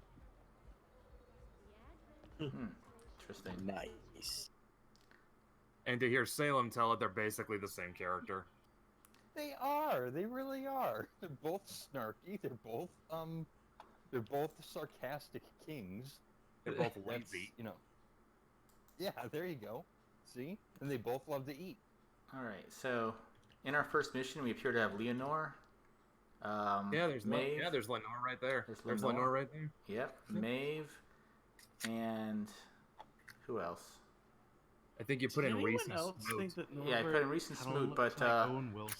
that's Althea. Okay, Althea with a ponytail, Leonore, Maeve. That's there's my Maeve. daughter. Darn it. The one with glasses is my daughter. All right. I may need to start this over. that might be a good idea. Yeah, I'm not gonna do that. Hold on. I don't want to play with my daughter here. I thought I had removed her from the pool. I guess I had not. All right. Well, while that was going on, I almost just lit myself on fire. That was fun. You almost set yourself on fire. Fire. Yep. I'm going to need some context for that, boy. Gorgonite says I identify with Daggett a lot. I was sitting around, grabbed some matches, decided to light a candle, and nearly lit myself on fire because I thought it didn't light, and I brought it right back to the matchbox, and well, yeah. Oh, But I'm sorry on that one. Dan, what just happened? Because the feed he went back to the slideshow. Yeah, I'm just deleting my daughter from the character pool because it has her name on it. Oh. All right, so Yeah, there we go. Yeah, the squad you showed us initially was, it had Maeve, it had Smoot, it had Reese. Organite, Jesus Christ. It Yeah, had Smoot, it had Reese, it had Casey, and yeah. I'll start with a random 4 out of the character pool. I just want to make sure that my daughter wasn't in it. All right, so let's see who I got this time. Okay, I got Smoot, Althea, Lenore, and let's see who this other one is. Can't see until it zooms back. please tell me that skip. Oh, good, that cutscene is skippable. Yep, I see Smoot. Yeah, Smoot. She's got the plaid. She's got the red I hair. don't want to play with my daughter. Or that context, I'm going to delete my daughter. Yeah, I was just gonna suggest just throw her into the line of enemy fire in the first round. It'll take care of itself. Yeah, it's got her God. name on it, and I don't want to show that. Okay, so we got Leonore, Smoot, Althea, and Maeve. Maeve has the side shave haircut because one of the coolest designs from the Adult Maeve contest featured that haircut, so that's why I gave it to her. That was Raven's entry. Yep, that's right. So this is Adult Maeve. Let's see if I can get through this without killing the whole team.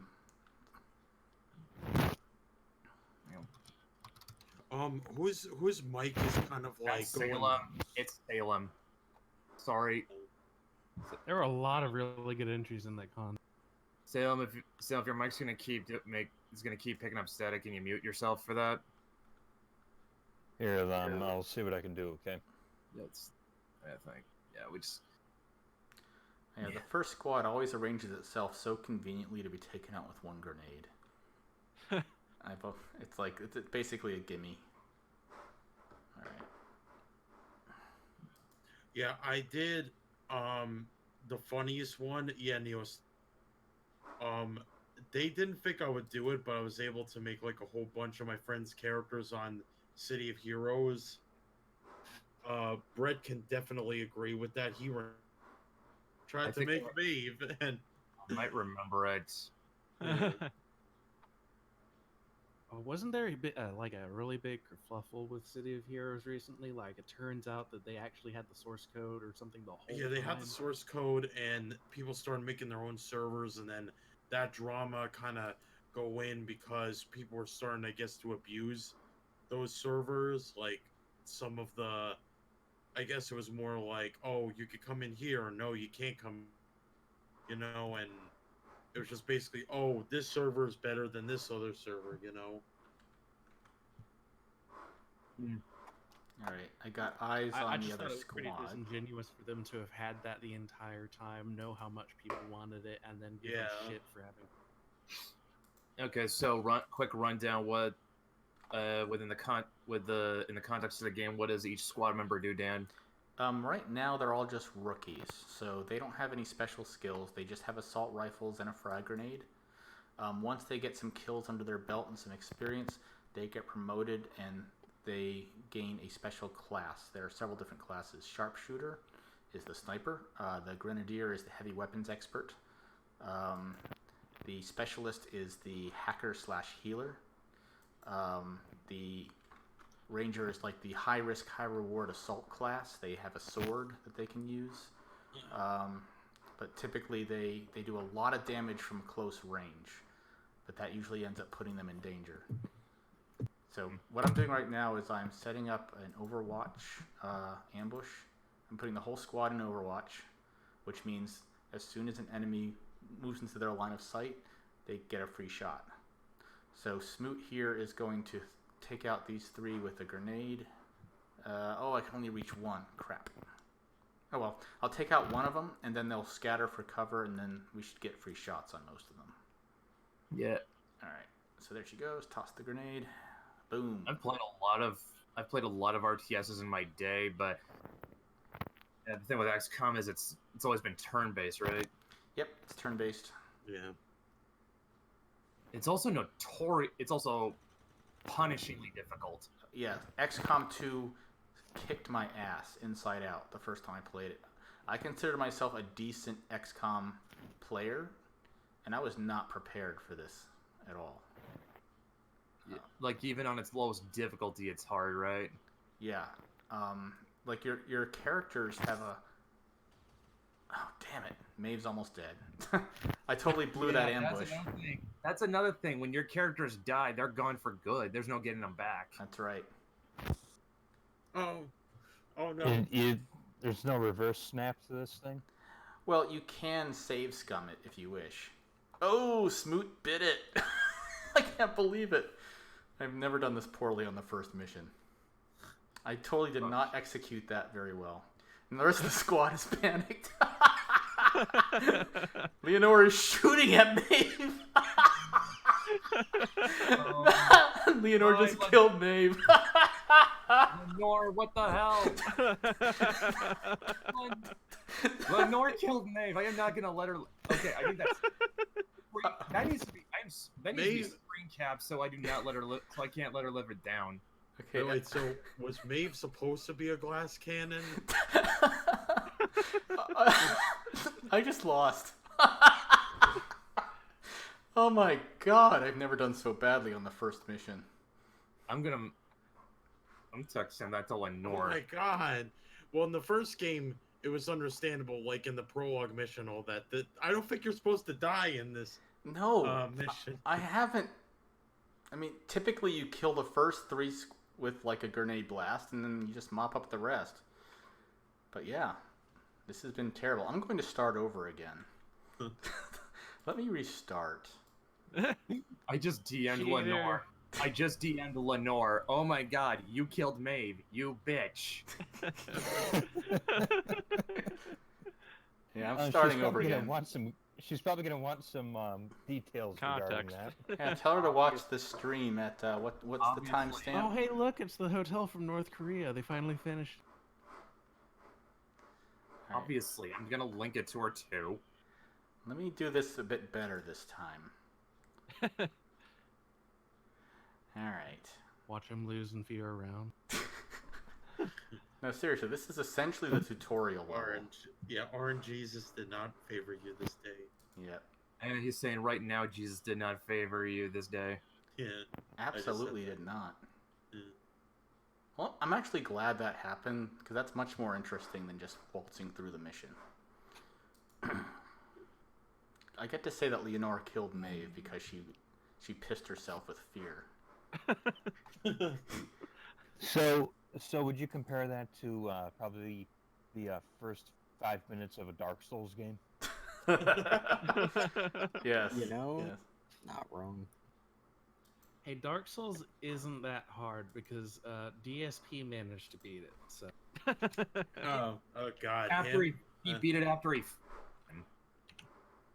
I can't deal with this game, man. The That's controls that- are too. come on. Come on, That's- man. Give me a break. Does I'll that just mean do that he's that. there in Kotaku? Oh, that's a stick you don't even want to poke. I'm just gonna be real, guys. I'm in the camp that finds dunking on Darkside Phil old hat nowadays. It's like, Especially, sorry, you go. especially concerned that he kind of more or less has embraced the meme that he ended up becoming. It's like now you can't make fun of him when he's in on the joke now. It's well. You can make fun of him for stuff outside of the actual gaming part. I'll tell you a story about like the anti-DSP groups. I've been in both parties, and it was a total fucking war zone. And I'd be like, you guys are they're hating on one guy, and then by the end of it, both of them disbanded. Which I'm like, was fucking insane. That's probably Yeah, for the best. there was an episode of the Kumite where Tonka was basically saying like, why are you devoting so much of all your time and energy to this one guy who doesn't deserve it? True, he really doesn't. I mean, literally, if no one gave a crap about him, he'd be done. Like, he'd be in foreclosure in his house. I mean, Okay, that's what I tried to do before. I took out all 3 of the guards. Great. And we're all behind nice cover, and we're all ready for them this time. So I'll make up for it. Tonka challenge Andy Worski to like a fight. No, Something. well, yeah, he did, and then Oh boy, here, sit on my lap. I got a long story to tell you. about he what? did, and then the fight got canceled. Oh, about what again? Well, Sorry, at least I wasn't... Andy bothered to show up. Oh, that. Okay.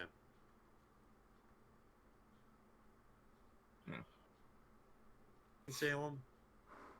Yeah. Yeah, but who's still on YouTube? Darkside No. Phil. Well, what were you saying? What were you saying? Wait, you were saying you had a story about, I don't know, DSP or something like that, or Oh something? no, I was getting at the explanation is Oh, rather okay. lengthy. It's just a lot of. And it's one of those that meme where it's like it shows like the kid walking in to his dad and he asks the dad the question, "Hey Dad, have you heard of blah blah blah?" And then he just takes a shot. And he goes, "It all began with." Like, I think the last time I saw that meme it was like, "Hey Dad, what's 2016 like?" And he just takes a shot and he goes, "It all started with this freaking gorilla." Oh, I do have. Yeah, my friend Hobo Jesus has embraced still Harambe. Since it's been brought up, someone has to say it, so Yeah. might as well. Yeah. Dicks out for Harambe, boys. I feel bad for just saying that. You know, I avoided smoking for all 23 years of my life, and that thing right there just gave me cancer. Well, you know what? Little fun little story. So up at my college. I was working a job for them, and this building that I was in charge of. I was in charge of cleaning this dorm building, and this one building was full of a bunch of people that were really, really big jerks. Like they would literally dump the trash over the floor because they knew it would annoy me. Oh, come on, man. That's well, fucked up. goes down. So, but I did see this one guy who, this was right when this stuff was going on. He decided to run out throughout the entire halls and draw a dick on each and every door, and below each one he wrote the message, "This is for you, Harambe, gone but not forgotten." To be fair, And that is IRL trolling I can get behind much better than licking or spitting into food at the grocery Oh my store. God, don't even get me started, man. That's and this horrible. So what happened?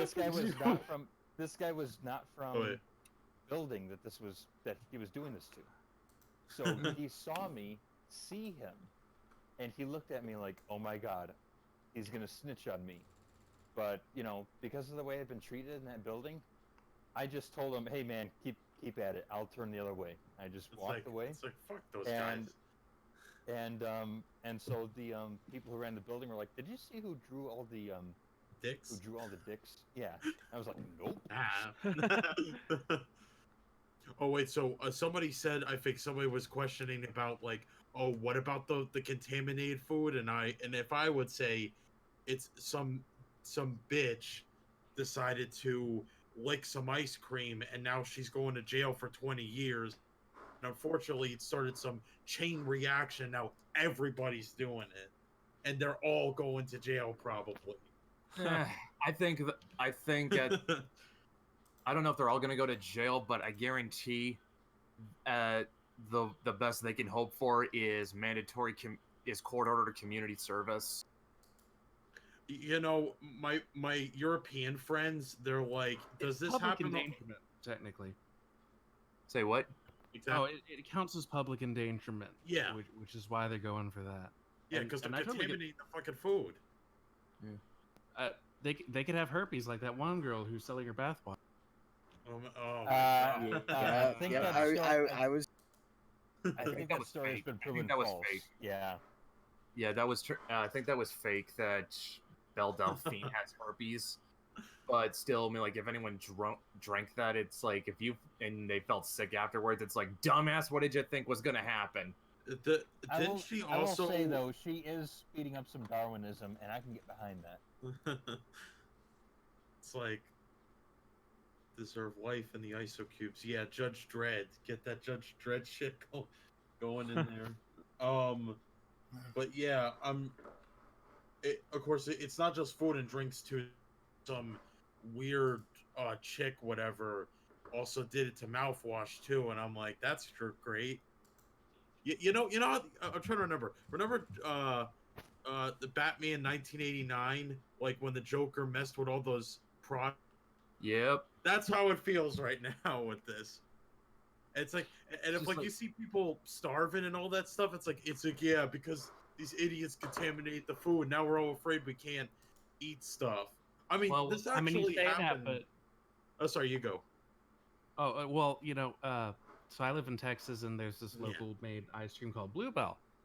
Yeah, I heard about that. Yeah. Yeah, there was that listeria scare, and almost everyone in Texas was like, just give us the ice cream. We'll take the chance. What's the worst that could happen? What?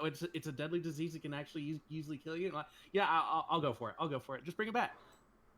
There was also like a real thing with something with Tylenol too. Like the Tylenol got spiked a couple of years back, and people actually died from that.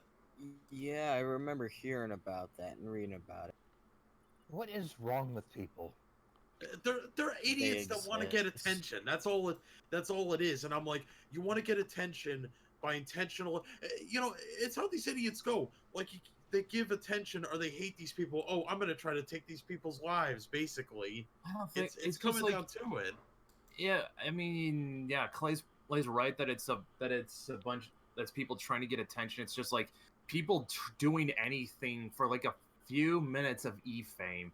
So now so now the meme is like, okay, go and spit in food at the grocery store, bitch. That shit that can put you can do jail time for that, like, because you're like, if you're sick, you're publicly endangering people, and not only that, it's like you're also kind of violating the store policy.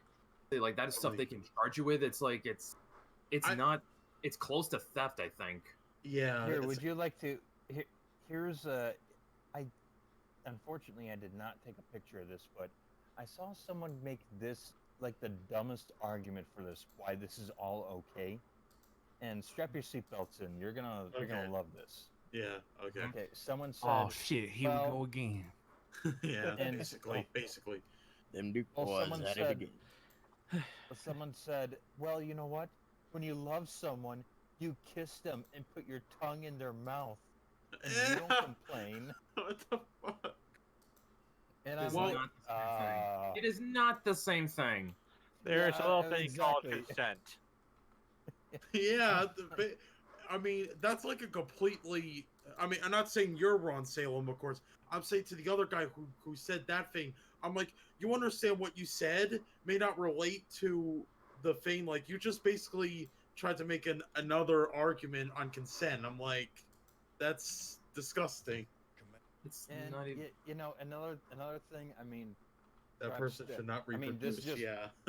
yeah. Well, this is just one. It's like if this person was serious, because part of me just thinks that he was trolling. But it's like, if this person is serious, then, I mean, you think about it. It's like, could you just, say that? Well, I mean, Like, I know the it's wrong, argument- but I'm the trying to arg- come up with like a solid argument against it, and Well, it's I like- admit I kind of struggle.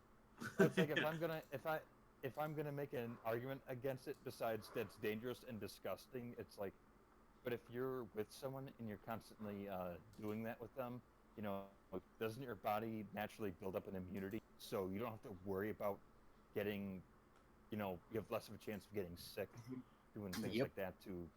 Yeah. Mhm. So Also, this was all from all over her body, rather than just her mouth.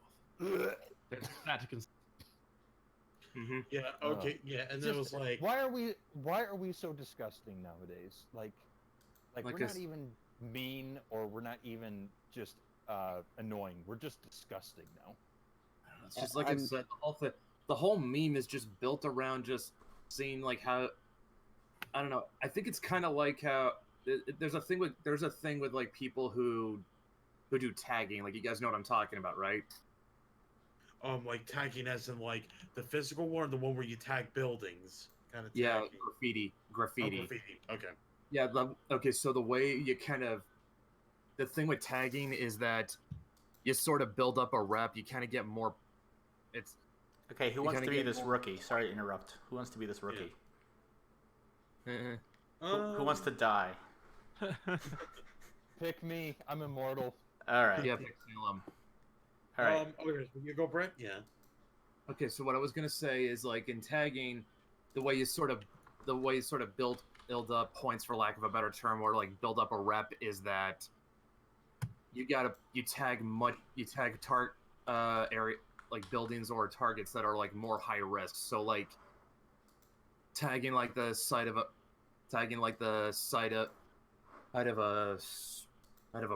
bridge, or like or like a billboard that's like on top of a building. Like the more visible and the more dangerous it is, then the more like respect you get. Yeah, basically. But not only dangerous if your name is stuff. legible. That's what this feels like to me. It's like they are trying to one up each other just to see who can do them. Like, who can. It's one-upsmanship, trying to see that's all it is. That's what it looks like to me, and it's the only difference is like. Actually, it's not even really that much. It's not even really much of a difference. I mean, like tagging is vandalism. That's a crime too. I mean, yeah, it's kind of the same thing. It's like a form of vandalizing. It's like in tagging, you're vandalizing buildings. In this regard, you're vandalizing people's health. Well, Doing it's this public endangerment. It's public endangerment. So yeah, it's actually, public endangerment too. Yeah, it's public Could endangerment. you- So it's arguably no. It's not even arguably. It's subjective. It's It's worse. objectively worse. The Gorgonite you- emissary could you- has a point, though. I mean, what you're saying right now with like this kind of rampant degeneracy, it's happened many times before, usually towards the end of life of a given civilization. So there's that to.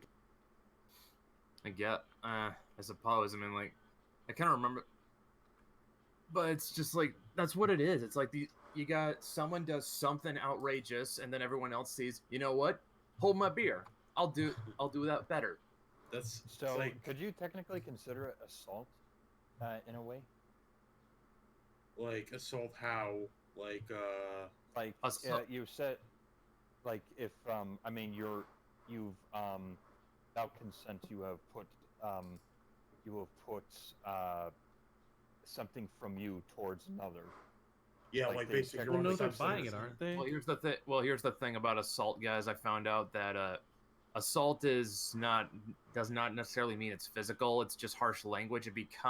When it gets physical, it becomes assault and battery. Yeah, This is assault- just- No, it's already physical. Yeah. I mean, they consider spitting at you to be assault and battery. Well, yeah. I mean, I mean, it can be taken that way. Gorgonite series says, "Imagine wanting to be forever remembered as that one asshole who licked ice cream in a grocery store." It's more like, You're like the village idiot who tried to poison the water supply. it's just, yeah. Just because So you like said that you, Oh, sorry, go ahead. yeah, but you're gonna be in trouble or go to jail. You know. I don't know. It's just like it can't. And I guess in a way, it reminds me of of the Logan Paul video. You guys know which one I'm talking about, right? Probably the one with the Japanese one. Where he The went to one in the Japan. Suicide Forest. Yes. Yeah. Okay. Oh yeah. man. Guys, I had no idea that it was gonna offend so many people. I'm so like, yes, you did. Fuck you. You just. Oh You yeah, mean you mean you didn't know that showing a dead body on the internet wouldn't offend people? Logan, He's gotta like, I'm be- sorry, guys. I can't believe I'm seeing this, and then he shows it. Be like, dude, you didn't have to. You knew what you saw, but you just wanted to show it anyways, just because. You know? I He wanted there to be a controversy. Yeah. To be honest, like anyone who sells you on the idea that controversy makes cash, I got 2 words for you: Eric Bischoff. Who? Yeah. You're assuming that people watch wrestling anymore, and the ratings say other. Yeah. Okay. Well, let me put it this way: that was Eric Bischoff's mindset. Through WCW. How did that turn out for them? Ooh, yeah. Where's WCW now? Yeah, I mean, it's I fine. enjoyed it to the end. Yeah, but pretty much everyone I've said, even people who were diehard WCW, they said it went to crap near the end. I was too young to understand all the background stuff. Yeah, the background drama and stuff. Yeah. Although, in fairness, though, there was a lot that kind of went wrong. I mean, there was this one shoot interview Kevin Nash did where he talked about just how hellish it got for how hellish the booking got, especially once they added Thunder. And he even said, like, we never should have added Thunder. Everything was just fine with Nitro. We did not need that extra show. It just made everything more complicated than it needed to be.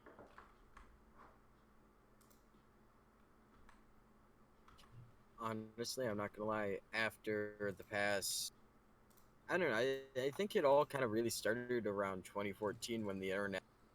I don't know. In a way, the viral part of the internet where people just started doing weird, wacky, and stupid things took off. Mm-hmm. Honestly, for like the past 5 years, I guess now, humanity has disappointed me to the point where I fully have vowed and made my decision not to have children. Like honestly, at a young age, I wanted children. I wanted like three. I would, have like different names and everything. Had it all picked out, and I was like, I'm gonna have. Then the Yeah. internet happened, and now I'm just, you know what? None of the new crap that pops up, like the licking the ice cream or the bathwater thing, or literally anything else, even phases me anymore. This is just how low humanity has sunk as far as anything really. Yeah. Kind of feels like it's just life has just become legit real life South Park. Or more like it's. I think. What if it's more like a real life Truman Show? Yeah. Or I even mean, social like, engineering is a thing, so. yeah. I don't know how. Oh, sorry, you go. I was gonna say I'm not sure how well I buy into that because like I don't know. It just seems to me like that implies intent that may or may not be there. I think my thing is like I don't think the world is chaotic because of all these fucking conspiracies. I think we've got like a bunch of conspiracies because the world's so chaotic. Yeah. Yeah, that's a good way to look at it. Yeah, I don't know. I mean, I some of find this- it disturbing how many people have openly stated that that's their intentions, but I mean, whether or not they actually have as much influence as they say they do is another thing. I guess. I don't know. Yeah, I mean, like I said, it's stuff I try not to think about too hard, but it's just everything's just gotten so crazy, and I think the reason why people people will say like it did not used to be like this, and well, guess what? I think there's always been idiots. The difference is now it was a Yeah. lot harder for them to get noticed They back have a then. platform now. Yeah, The difference is And everyone has a it's camera. yeah. I mean, like And back in Dan's day, like you did stupid shit. The only ones who really knew about it were you and your friends, right? Everybody knows the stupid Yeah, shit. I'm really glad that I grew up without social media. Yeah. Nowadays, you did stupid shit. You can upload it to YouTube, and everyone knows about it. That was And- what was different back then. It and was a it's- lot harder to. You did not get noticed as easily. And what's worse is that it's up there forever. Like 10 years from now, people will find stupid shit you did. Yeah. Yeah. Imagine Yeah, going the for a internet job interview. It's like, oh, you're that kid who spat in the juice. Arizona tea. Yeah. It was Arizona tea. Yeah. You're the kid who spat in that Arizona tea. Yeah, it's like that. Oh fuck! I actually remember there was like this one. There was even that one girl who said like who tweeted about how she got hired at NASA, and you can say, and she was all like, "Suck my kiss, Oh, suck yeah. my dick" or something, and then her boss got in and said, "Dude, you know you're about to work for NASA. You shouldn't talk like that, act like No. that." And she's No, that wasn't her boss. That was very s- I a very famous NASA scientist. yeah, actually.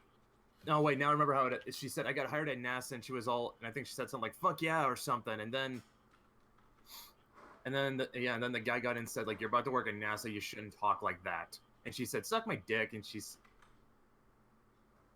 And then her Something- bosses saw that and saw how she treated Oh him. my and god. Oh my Yeah, god, it's like- guys. Fired her. I was gonna say real quick, guys. My friend, he like made this like joke tweet to my friend Gilly. I don't know if you guys know Gilly. He's making like pistolera and layer. And he's like, oh, I think as a joke. Obviously, he's like, oh, I'm gonna make this. I'm gonna make a thing called Deadlicked on Indiegogo. It'll be a 66-page one shot. And it's like, okay, so what is it? It's like, it's basically the one we talked about, right? Licking the ice cream. That's what it's gonna be about. But like the twist is gonna be that people die and they become zombies. Yeah. And it's like oh, and I guess they're gonna throw the people whose fault it was at the zombies. but yeah, that's the thing. Like but like Dan said, there are the stuff you do online. Like there are jobs they will pick up on that, and they are gonna scan your profile. And like back when I was in college, people telling us, you know, if you got like Facebook, if you got Twitter, keep it clean because potential employers, they will look at that.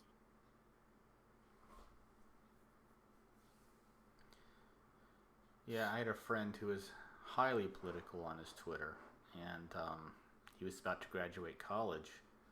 He went back, and it's like, you do realize that that's the first thing that's going to come up when they Google your name, because your Twitter has your freaking real name on it, and they're going to see all this crazy stuff.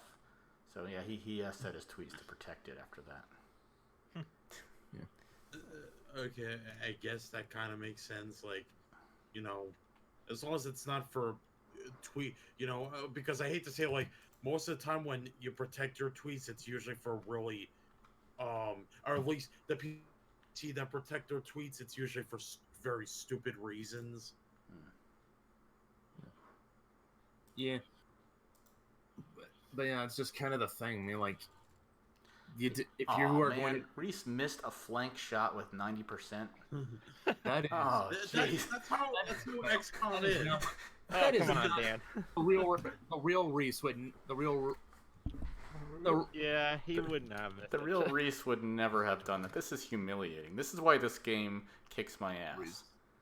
Real Reese has got 100%. Reese had to start somewhere. Yeah. The real Reese has 100% Accuracy. accuracy rate. Like, Yeah. he never misses. All right, watch this. Now Casey Crum has him flanked. Watch me miss this one. Come on, one. Oh, shot. she crit him. See, that's how you do it, Reese. Well, that's why she's the wizard. Yeah, she's the wizard, yes. Oh, man. Damn. Fun stuff. I'm just going to try to finish this mission without losing my whole squad, and then I'll call it a night. Yeah, the big takeaway from this little conversation is that if you are doing stupid shit just to grasp at a few minutes of e-fame, well, all I'll say is I hope you enjoyed it. Yeah, Because chances are that shit is gonna bite you in the ass later. and then some. Yeah. It's humiliating.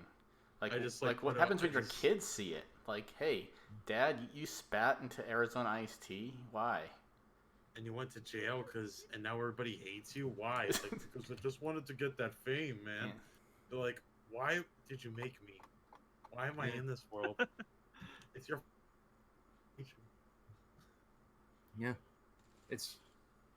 Yeah, pretty much. That's just like I said, you be mindful of what you're putting on the internet because everyone's gonna see it. It's not like it's hidden. or Yeah, anything. but at the same time, you see a bunch of employers excuse poor behavior on the internet from their employees. So it's like some people, it's hard to know exactly what can and can't get you into trouble. Casey is taking no chances, right in his freaking Yeah. face. I guess it kind of depends on what we're talking about because, like, as much as I don't like bringing this up, there have been some people on Marvel's payroll who have had some of the worst online decorum I've ever seen. Yeah. And as far as I know, almost none of these people get fired, or let alone in trouble for it. That's actually what I was referring to. Oh. Yeah. Okay. I think Perch did something very clever where he took their tweets and put them in the captions of, like, Captain America. That was Yeah. hilarious. That I'll was admit fun. my Twitter's pretty political, and I should probably go and unlike some of the stuff that I have, if for no other reason that I kind of want to get into the video game industry, and I kind of feel like if people even remotely think that I don't think Trump's Satan, I probably won't be getting any. I really don't want to be political on Twitter, but it feels like as soon as you step away, you see one thing and you get dragged back into that. That one thing muck. that just pisses you off, like I gotta tell this person they're wrong.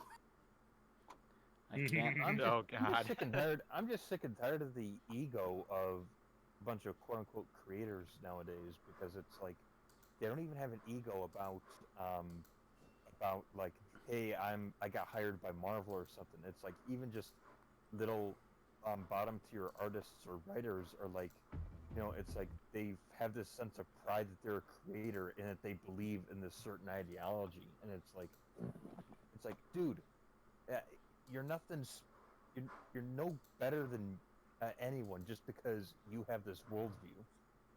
And I'm sick and tired of this. Also, there being like a quote unquote right way to believe, like, and I mean like right as in like correct or like moralistic, because it's like, I just wanted to open up Twitter to see what you guys were saying and to see, to see what my art friends and writing friends were sharing around, and I have to go through and see you guys.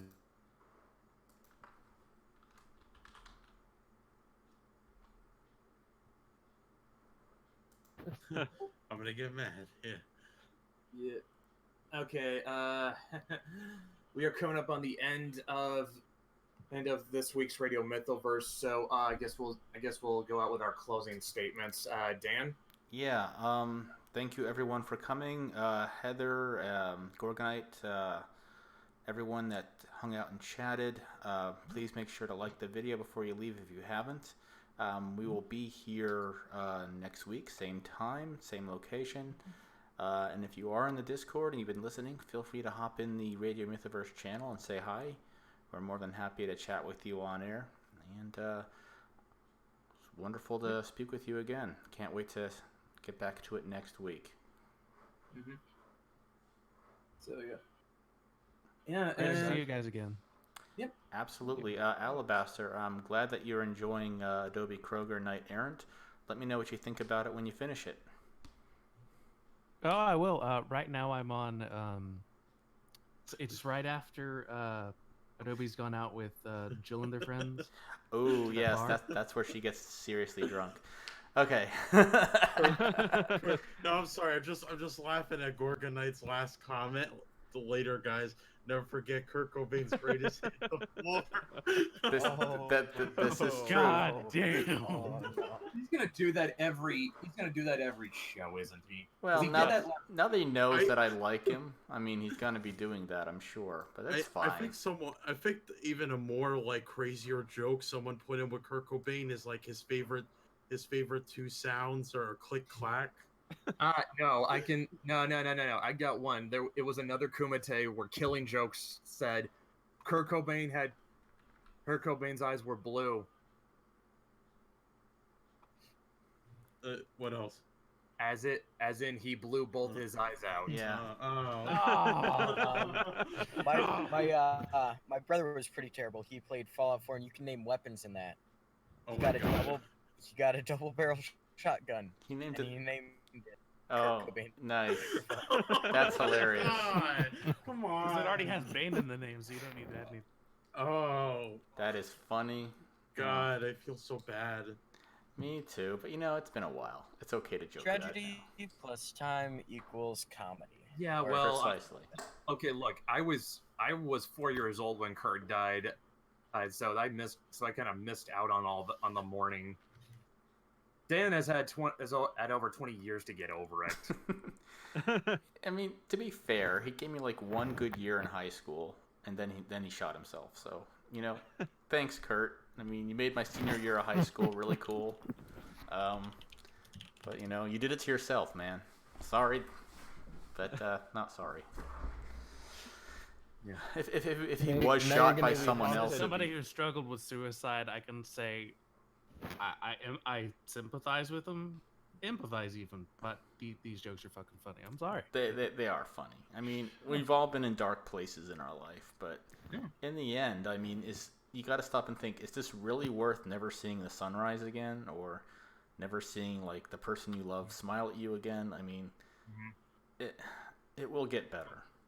I'm just gonna point out that like pretty much all the grunge rockers are dead. Like Lane and Scott, and Andy, they OD'd.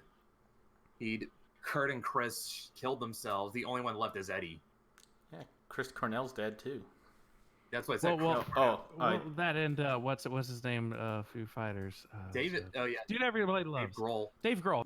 Yeah, Dave Grohl still. Well, Foo Fighters isn't even grunge. Like they got away from that the moment Dave was doing a whole different, wanted to do something completely different with Foo Fighters than what he had done with Yep. Like, And Foo Fighters is Foo clear. Fighters is Dave's thing. Yeah, and Dave seriously had some massive chops that he was just sitting in the background when he was in Nirvana. Yeah. But yeah, it's clear. I mean, what did Novoselic do after Nirvana broke up? I don't even know. Chris actually went into politics. Oh, he did. Ah, okay. Yeah, he was a senator in the Washington State Senate, I neat. think. Neat. So he did not go on with music. Okay. No, he did not. He did not. But yeah, like I said, Scott Weiland, he OD'd. Lane Staley, he OD'd. He'd Andy Wood, he OD'd. He was the first one to go, in fact. I think they would have learned their lesson, but no, everyone just thinks they can get away with it, I guess. Yeah, like I said, Eddie's still the only one alive. I mean, how many examples in history do we need of people living fast and loose and dying young before we realize, hey, maybe I should rethink my strategy? Eddie Van Halen and Sammy Hagar lived pretty fast and loose, and they're still alive. Yeah, and so did Mick Jagger. And oh God, why are they still alive? How are they still alive? Actually, how is Keith Richards still alive? That guy snorted his dad's ashes. Well, I mean, Joe Perry and Oh my God. That actually reminds me. Joe Perry and Steve Tyler managed to do it, and I guess maybe everybody thinks, oh, they did it for years. I can do it. Yeah, I mean, fuck. I think the only reason Ozzy is still alive is because Sharon won't let him die. Funny enough, I'm actually posting this to the meme channel, so you can check it out there if you really want to see it. Yeah. But turns out, due to heavy genetic mutation, that's the reason why Ozzy is still alive. Seriously? Because he's an X-Man? No, because his mutations were related to addiction, metabolism, and apparently his Neanderthal ancestors. Dude, that's a meme. That's a meme. That's not actually real, right? No, that's the legit thing. It belongs in the meme channel because it's a meme in and of itself. Ozzy is Homo superior. Damn. He's just genetically made to survive addictions. Apparently so. Pretty much, yeah. No, he's pretty much, yeah. All right, I'm putting him in our comics somewhere. I don't know how, but he's pretty much. I got something I think Brett would enjoy. I'm still not gonna roll out Sharon though, because she's her meal ticket. Everyone knows that. Oh, she's got the business brain. Yeah, but she would be nothing without Ozzy. Of course not. No, absolutely not. She would have nothing to sell. Yeah, in fact, I think if I remember correctly, her dad used to be Black Sabbath's manager. I just like how that whole show was started on a lark because Howard Stern said, you guys should be on TV with this. Anyway. Yeah, so with that, folks, we're going to call it a night. Thank you very much. Before I start rambling even worse and call a game something else that it isn't. So I'm going to good idea. Stay safe, stay sane. Thank you for watching, everybody, and we will be back next week.